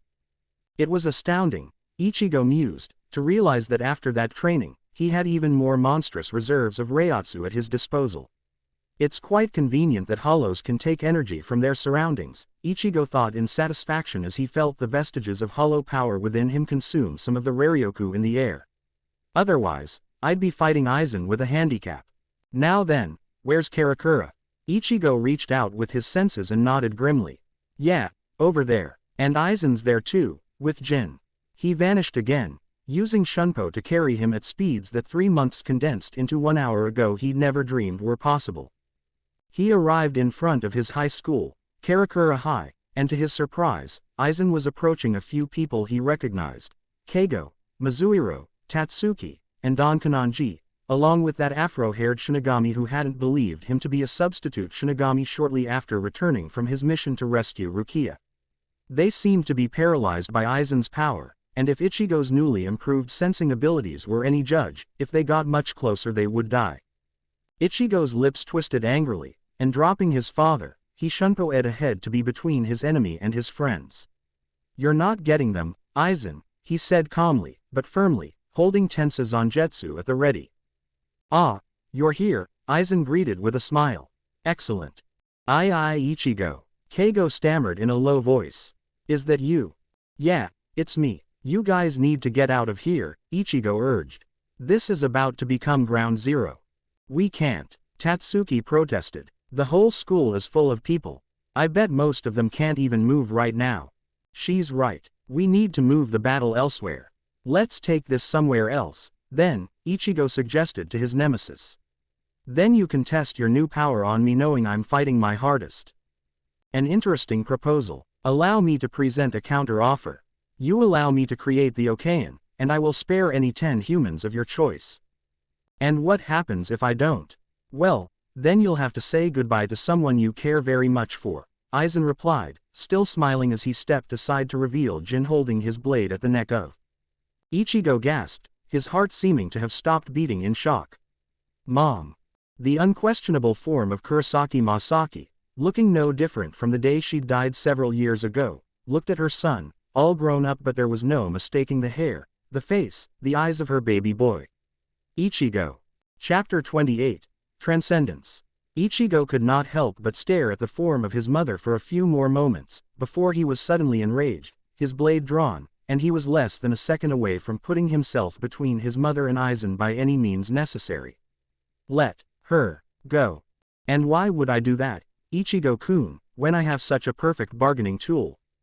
Ichigo's voice lowered and took on subtle hints of a hollow double tone as he replied, his head slightly lowered so his hair was covering his eyes. I'm warning you, Aizen. Do not bring her into this. What will you do, now that I have? What could you possibly do when you know that all I have to do is merely touch her and her soul will disintegrate like ashes on the wind? Ichigo's head shot up, his eyes hollowified and narrowed at his enemy.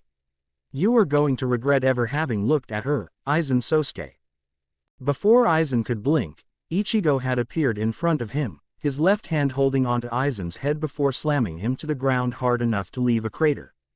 Tensa Zangetsu flashed, and Ichigo swung down at his foe. Aizen barely managed to roll to the side, but found Ichigo in his face again as he got to his feet. Holding back Tensa Zangetsu with his hastily drawn Kyoka Suigetsu, Aizen quickly called out, Jin. But before Jin could react, Ichigo suddenly materialized in front of him, blade already swung. It took a moment, but then Jin's entire torso erupted in a geyser of blood. Falling backwards, incredulous that he'd never gotten his chance against Aizen, Jin found himself wondering, was it worth it? Ichigo took another step forward, reaching to take hold of his mother and take her somewhere safe, but was interrupted by his Zanpakuto. Ichigo, you cannot touch her if you wish her to live, Tensa Zangetsu warned. Your Reiatsu is too strong, too potent now. Your touch will have the same effect as Aizen's, until you can successfully keep all your Reiatsu within yourself. Ichigo could feel his heart breaking as he comprehended the words. To be able to see his mother once again after so many years of feeling responsible for her death, yet not be able to partake in her maternal embrace was a punishment too cruel for words. Mom, he whispered, taking a few more steps back, and turning around, trying to bottle his need to grieve for later. A single traitorous tear escaped his self-control and ran down his left cheek, but his voice was steady as he spoke. Run. Get the others and run to our home. Yuzu and Karen are there. I'll see you there when I'm done. Ichigo, Masaki whispered, her body still trembling somewhat from Aizen's Reiatsu being so nearby, but not so much that she was frozen. But she didn't move. Ichigo was about to tell her to go again, when Ban, Kai, came an unexpected whisper from a short ways behind Masaki. Jin was wobbly on his feet, but certainly standing. No, Ichigo shunpo-ed between Masaki and Jin, but to his surprise, his mother wasn't the target. Glancing backwards, Ichigo was startled to see Kamishini no Yari embedded in Aizen's chest, before Jin retracted his bankai. Bent over and holding a hand to his chest as blood flowed out over it, Aizen looked at his old subordinate. I knew you would betray me, Jin. I brought you along because I was interested in how you would try to take my life, but I find myself disappointed. Do you really think a simple stab like that will kill me now? Aizen asked mockingly. No, stumbling closer, past Ichigo and Masaki, Jin continued to talk, though it was clearly an effort to get every word out. But how about a hole in your chest, Aizen Taicho? To match your heartlessness, Jin breathed, coughing up blood. What? Aizen demanded. My bankai. I lied to you about it, Jin explained, before coughing up even more blood. It turns to dust, for a moment when I change its length. There's a poison, secreted on the inside of the blades. In the dust, it breaks down cells. I left some in your heart just now. Jin. Now within reaching distance, Jin raised a trembling hand towards his old Taicho. Kill Kamishini no Yari. Jin. You bastard. Aizen bit out as pain blossomed in his still beating heart. Jin chuckled, though it was obviously painful judging by how he immediately vomited more blood to the street below. I'm a snake, Aizen Taicho. I am cold, unfeeling, and I prey on those who look tasty. You were just the tastiest of them all. He collapsed to one knee, just in time for Ichigo to look over his head and witness the results of Jin's traitorous act. Ichigo's eyes went wide as he watched Aizen's chest just seem to dissolve, creating a round hole that seemed to continually expand, eating away almost his entire torso. Aizen's left arm, having lost the majority of its shoulder and separating from the neck, began to fall downwards, pulling at what little remained of his abdomen. But in the center of that hole that Jin created, was the Hogyoku. Before Aizen could begin to fall, Jin's hand snatched the jewel and he shunpoed to Ichigo, collapsing as soon as he had from the multitude of wounds he'd taken from Ichigo's battle with him, Akaku's battle with him, and Ichigo's latest crippling slash to his torso. Behind him, Aizen fell the ground with a thump, his eyes wide and unmoving. "Take it," Jin whispered harshly. "Take it and destroy it." Ichigo nodded firmly, taking the Hogyoku from Jin's grasp. "Rest," he ordered. "I'll make sure the others know what you've done, and you'll be taken care of." Jin merely nodded, and succumbed to unconsciousness. He needed medical attention, and fast. "Can I touch him long enough to get him to the Gote 13? "I do not suggest it. His Reiatsu would normally protect him from the majority of the effects, but it is extremely weak right now and your own Reiatsu would crush his existence rapidly." Ichigo was beginning to see just how much of a pain being on higher plane of evolution than everyone else was going to be. But before he could ask the afro-haired guy to call Soul Society, Aizen's corpse erupted into a pillar of Reiatsu that reached to the heavens, and a loud, piercing scream tore through the air. Ichigo was able to weather it just fine, but he could sense that if something didn't happen in the next few seconds, his friends were going to disintegrate under the pressure. Shit, now what? Jin was out, he couldn't touch them without killing them, and the Shinigami with the afro was able to move. "Oh, thank Kami, Afro-san. It's Zenisuke, damn it. Get them out of here. My touch will kill them."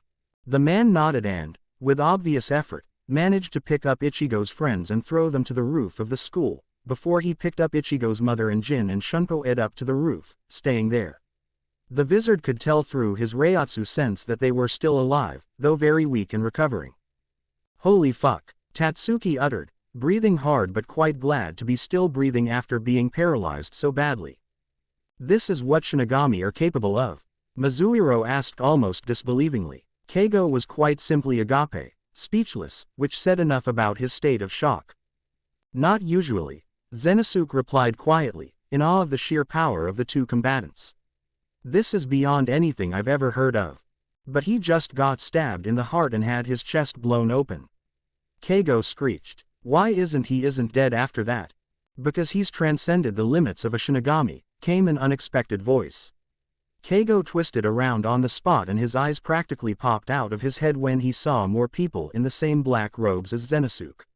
"I am Hitsugaya Taicho of the Gote 13, and, friend of Kurosaki Ichigo," Hitsugaya greeted. "There will be time to explain everything later, but right now we have to ensure the safety of you and your town." Aizen finally finished screaming, and the light began to fade, allowing Ichigo to see how Aizen had evolved this time. His clothes had lengthened flared out at the ends, making an apparent robe that reached past his actual feet. His eyes had lost their irises entirely, and Aizen had lost the lock of hair that curled over his face earlier, revealing a dark, diamond-shaped object honor in his forehead. The most distracting of Aizen's new aspects, however, were that he'd gained wings. 3 sets of butterfly wings, actually, which Ichigo would normally have found amusing, but given the situation, he found himself more grim-faced than before. The hole in Aizen's chest that Jin had made had centered itself and shrunk significantly, forming what seemed to be a normal-sized hollow hole in his sternum. However, the hole was not complete. There was a thin cross inside it. Ichigo was unsure what it was for, but he was more concerned about how Aizen was surviving and evolving without the Hogyoku within him to power the changes. Apparently levitating even after the light faded, Aizen smirked as though he'd seen an interesting trick and figured out how to do it himself. "A very nice try, Jin," he complimented, looking past Ichigo to the school's roof. "But it is my victory. You see, even when the Hogyoku is out of my body, it is in my command." "What?" Ichigo gasped, looking down at his hand where he'd held onto the Hogyoku, but it suddenly vanished, apparently rejoining Aizen and taking its place in the center of the hole in his chest. "Well, that makes things trickier." Aizen glanced around, still with that satisfied smirk. "It seems we have an audience, Ichigo-kun," he commented. "But if they're smart, they'll know to let us fight alone. After all, we both know that we are beyond their power now." "They don't matter, Aizen. This is between you and me," Ichigo yelled. "Now, like I said before, let's take this elsewhere." Aizen blinked, and suddenly Ichigo had once again appeared directly in front of him, grabbing him by the face, and suddenly everything was a blur. A second or two later, Aizen found himself being slammed to the ground again. I am getting rather sick and tired of that, he mused to himself before getting up and looking around. They'd traveled outside of Karakura in that short time, and were actually fairly close to the mountains. How did you do that? Aizen asked curiously. I cannot sense your Reiatsu, and your speed and strength have increased considerably. Ichigo glared at Aizen. Wasn't that the point? He asked derisively. You're the one who destroyed the Kotatsu. You must have known I would take advantage of the Dongai's time distortion. Of course I did. I simply don't understand the direction you took with your training, Aizen stated. If I'm not mistaken, you took slightly more than an hour longer to get here, so you were training for 2,000 hours. Almost 3 months of training, and what did you do? I find myself disheartened, Ichigo-kun. I cannot sense a modicum of Reiatsu from you. He can't sense me. Oh, Ichigo had to fight a malicious grin upon hearing that. I am going to enjoy the look on his face when he figures it out. You and me both. Even if you are suppressing it, sensing absolutely nothing is impossible, Aizen went on. It seems you have failed at evolution, and I cannot understand why. You were near it, when last I saw you. But you seem to have failed to grasp that last chance I bestowed on you. Yet, with merely brute strength, you managed to not only touch me, but take me far away from Karakura. It seems to me that you have not lost your Reiatsu, as it were, but more as though you transformed it all into raw physical power, maximizing your speed and strength in the hopes you could defeat me that way. Aizen shook his head. I find myself disappointed, Ichigo. You were on the cusp of evolving past the limitations of Shinigami and Hollow, but instead you've devolved into something less than either. You have given up on fighting me in terms of Reiatsu. It doesn't matter if I have Reiatsu or not, Ichigo bit out angrily. You dared to threaten those I call family. You're dead, you just don't know it yet. Is that so? Aizen asked, amused, but he lost the smile when Ichigo disappeared, and he spun around to block Ichigo's vertical slash from the side. Trying to cut off my wings, Ichigo. You're a worm, Aizen. You don't deserve to be in my sky. Of all things, Aizen looked almost delighted at Ichigo's words. Oh, so you did come to the same interpretation of my new form as I did. I had reached my limit as a Shinigami, so I cocooned myself in the Hogyoku and emerged as a transcendent being, just as a caterpillar naturally evolves to a butterfly. Ichigo's face twisted into his customary scowl, but before he could retort, Aizen's wings glowed and then grew far more pointed towards the ends. Eyes narrowed, he brought Tensa Zangetsu to bear, but then there was a bright flash of light. Spinning around, Ichigo parried Aizen's strike to the side, and in that direction a large part of a mountain was completely obliterated, leveling it. Nice dodge, Aizen complimented. But can you see now? My power is so great, a single swing of my blade can reshape the earth. To be honest, not even I expected my powers to grow so strong. I am happy, Kurosaki Ichigo. Thanks to you, I will be able to test this power that transcends Hollow and Shinigami as much as I please. With that, Aizen rushed at the wizard with a fierce grin. Ichigo stood still until Aizen was almost upon him, but then vanished. Aizen blinked as his attack hit nothing but air, but then he heard 2 fateful words spoken behind him that chilled him to the bone and reawakened fear within that Hogyoku-given form. Getsuga Tensho. Aizen let loose a bellow of pain as his wings were obliterated in an instant, and his back was flayed open as the Getsuga, still impossibly seeming to have no Reiatsu at all, tore its way through him. How? He gasped. Ichigo reappeared directly in front of him, and suddenly Aizen realized that he'd been impaled through the stomach on the wizard's blade. You didn't realize. Ichigo spat. It wasn't your sword that crushed that mountain. It was mine. You're weaker than I am right now, Aizen. And I have no mercy for you. Holy shit, Renji uttered, watching Ichigo demolish Aizen. He and the rest of the Fukutecho and Taicho in Soul Society had arrived just in time to watch Ichigo take down Jin with a single strike, and had been observing outside earshot ever since, not wanting to risk Aizen's using their susceptibility to Kyoka Suigetsu's illusions. They'd come close to interfering after Ichigo had told Zenisuke that he was unable to touch anyone without killing them, but Zenisuke had proven himself admirably by managing to not only stand under Aizen's Reiatsu, but save the spiritually aware humans and the spirit of Ichigo's mother. After Ichigo forcefully relocated both himself and Aizen with such incredible speed, everyone save Matsumoto and Hitsugaya had followed. They had stayed behind to tend to Jin, along with Ichigo's friends and family, with orders to check on the rest of the school afterwards. How is this possible? Komamura asked Yukitake and Kyoraku, the senior Taicho available. Kurosaki Ichigo was not this strong before, and he looks different now. Yukitake rubbed his chin in thought.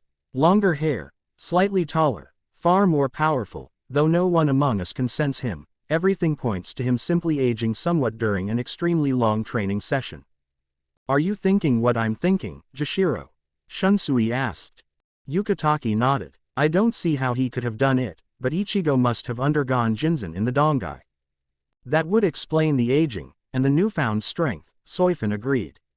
But why did the Kotatsu not interfere? That's what I can't figure out, Yukitake admitted. Shinigami can't affect it with Reiatsu, so how could Ichigo? While I agree that it would be Kurosaki's style, given how he destroyed the Sokyoku, Kira said slowly, it might have been Aizen. Aizen is a lot more knowledgeable, and the Hogyoku might have given him the ability, Soifin concurred. But then the question becomes, why would he do such a thing? Maybe it caught him by surprise. Was Iba Fukuteicho's contribution? Certainly possible, Yukitake affirmed. But I suspect that he did it on purpose.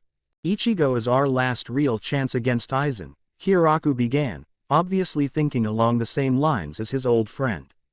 I think he did it to allow Ichigo to improve himself beyond recognition. He knew that sooner or later we would realize what had happened, and wanted us to see the crushing of our hope. That seems to have backfired spectacularly, nay, Renji commented with a smirk. Have none of you thought about the implications for after this is all over? Soifin demanded heatedly. None of us can sense either Kurosaki or Aizen. If Aizen wins, he could just as easily disguise himself as Kurosaki, though he likely won't bother since his goal is to replace the Spirit King. But if Ichigo wins, there's a rogue, unstable wizard that we cannot sense, cannot defeat, and cannot control. Unstable, Renji hissed back, ignoring his common sense that kept screaming not to aggravate a Taicho. What has Ichigo ever done to us? He broke into Soul Society for the purpose of saving someone who saved him and his family. Name one other time he has done anything against Soul Society. It's not a chance we can take, Soifin countered coolly. So you would imprison or kill him for saving you, saving all of Soul Society and the living world? Renji inquired incredulously. Some justice system we have. Should I go ask him to back off then, and let Aizen do what he wants? Abarai, Komamura rebuked sharply. You are out of line.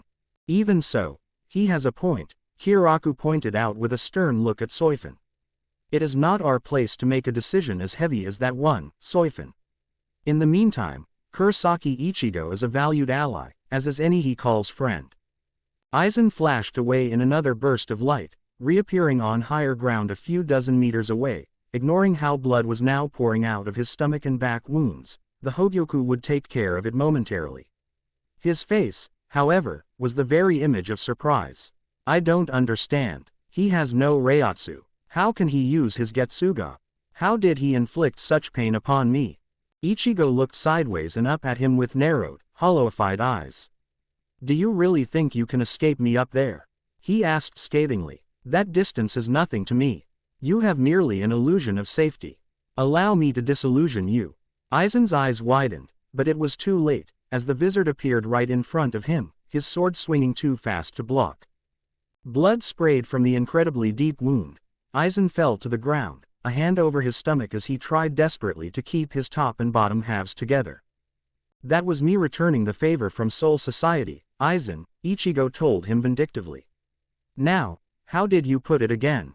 Oh yes, right now, your spine is the only thing holding your body together. No matter how hard you try, there's no way for you to stand up without destroying your body. It's not a matter of spirit, it is physically impossible. Fool, Aizen gasped. Are you happy, knowing you've given me such an injury?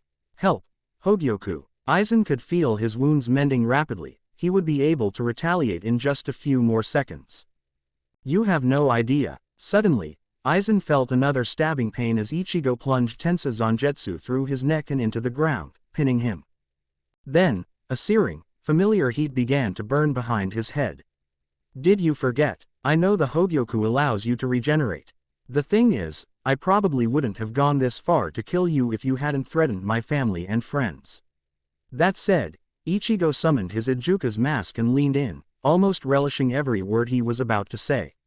Let's see you regenerate this. Sero. The brilliant red beam of energy erupted from Ichigo's fingers for a few seconds, and then all was silent. When the dust cleared, Ichigo stood over Aizen's headless corpse, completely unharmed from his battle. Not willing to take any chances, the wizard reached down and plucked the Hogyoku from the corpse's chest. That done, Ichigo took off his mask and crushed it. It's finally over. He closed his eyes, began to walk away, but froze upon feeling a rising reiatsu from Aizen's body. Oh, you've got to be kidding me, he groaned. What does it take to kill you? Aizen's head regrew itself rapidly, and all of his wounds hissed with steam like reiatsu as they regenerated. You cannot kill me, Ichigo-kun, Aizen said with a triumphant smile. I have gained immortality, and with my ever-growing power thanks to the Hogyoku, you will eventually fall. Not if it's destroyed. Ichigo quickly gave it a small toss in the air and attempted to slice it in twain, only to have Tensa Zangetsu cut nothing but air as it twinkled momentarily and vanished back to Aizen's chest. Shit, think we can destroy the Hogyoku if we can hold onto it long enough. He'd been hoping to capture it long enough for Inoue to reject it with her powers, but it seemed that was no longer an option. Perhaps, but have you forgotten, Ichigo? The wielder of Benihime mentioned a seal. Flashback. Bakudo, Urahara revealed, stepping forward. He was successfully held in place by multiple Bakudo, with some assistance from yourself, long enough for me to cast a full incantation Hado 91, Senju Koten Teiho. The seals of placed seem ineffective, though I have put one on that will take effect if he weakens significantly. End flashback. Ichigo's eyes widened momentarily, before they narrowed as he thought about it. Weakens significantly, huh, how significantly? Guess we'll find out. Aizen, unknowing to Ichigo's new plan, raised his arms to the sky, feeling the Hogyoku ready to give him another transformation. Now, bear witness to my next evolution. The diamond-shaped object in his forehead abruptly opened, shifting into a more vertical oval shape, revealing a third eye. The next instant, a very large bead of dark blood trailed its way down Aizen's nose and onto his right cheek, but Ichigo was more preoccupied with how Aizen was suddenly screaming again, and his reiatsu was rising and changing once again. Then the Hogyoku emitted a great flash of light. When the light dimmed a few seconds later, Ichigo quickly took a moment to study how Aizen had morphed once more. His head was now a blackened skull, with the third eye in his forehead, and though Aizen's hair still had all the ridiculous length of earlier, it now seemed to be coming from where the skull reached where the neck should be. Aizen's feet and hands had changed dramatically, no longer did they even remotely resemble that of a human's. His feet had become single-toed claws, and his left hand had both lengthened and thinned, looking quite sharp. Aizen's right hand had fused entirely with his Zanpakudo, and all four extremities had taken on a pitch-black color.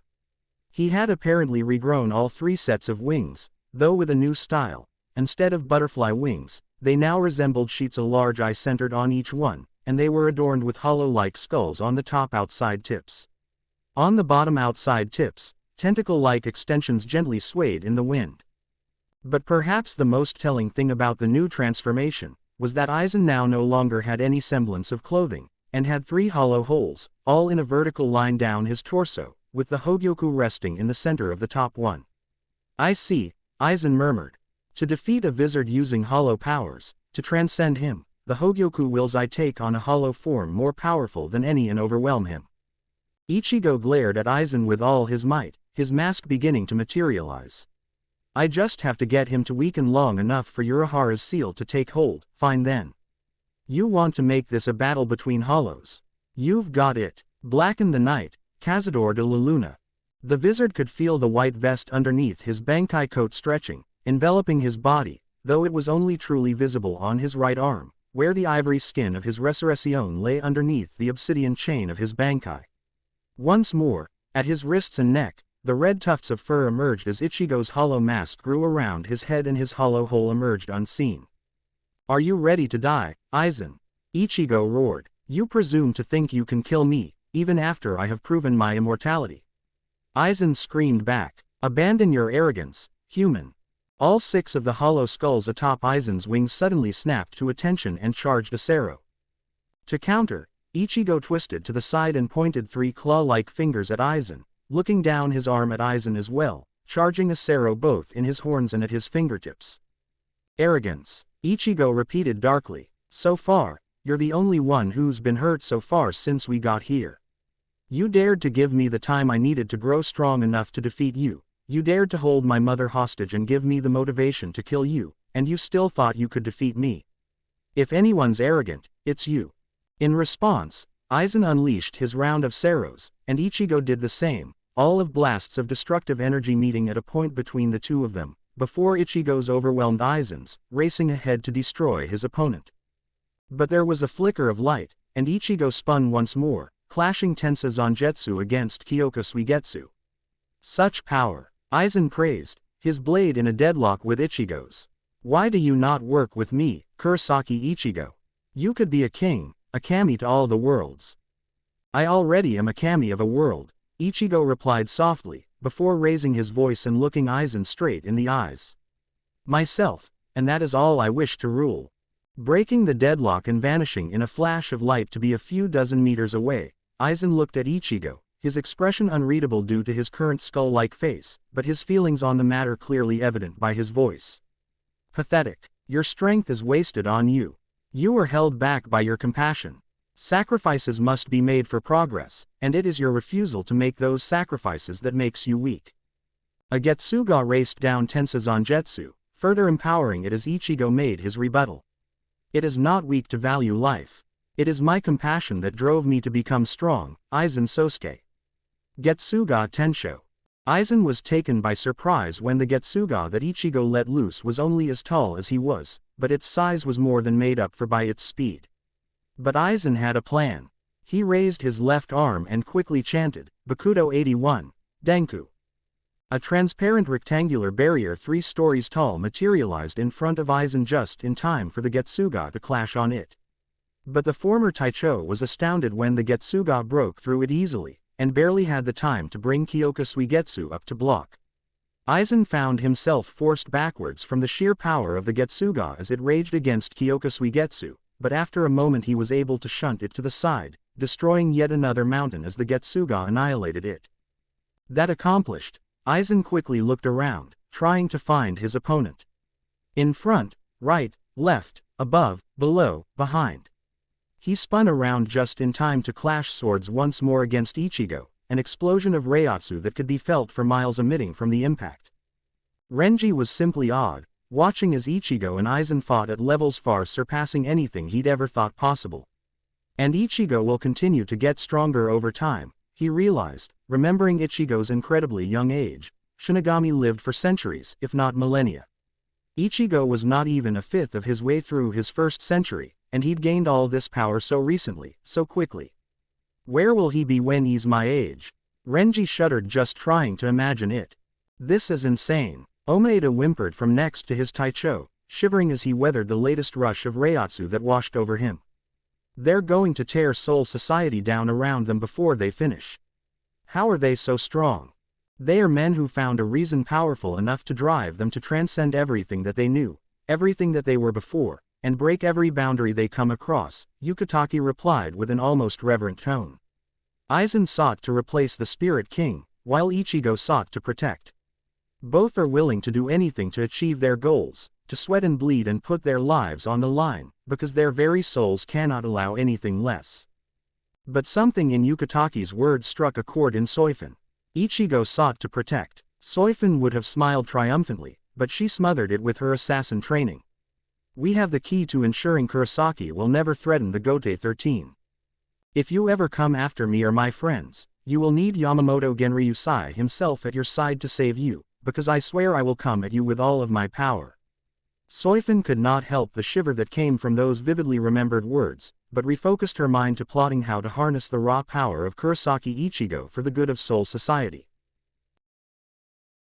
Thank you for watching. If you enjoyed the video, be sure to like, comment and subscribe, as well as checking out the author on fanfiction.net.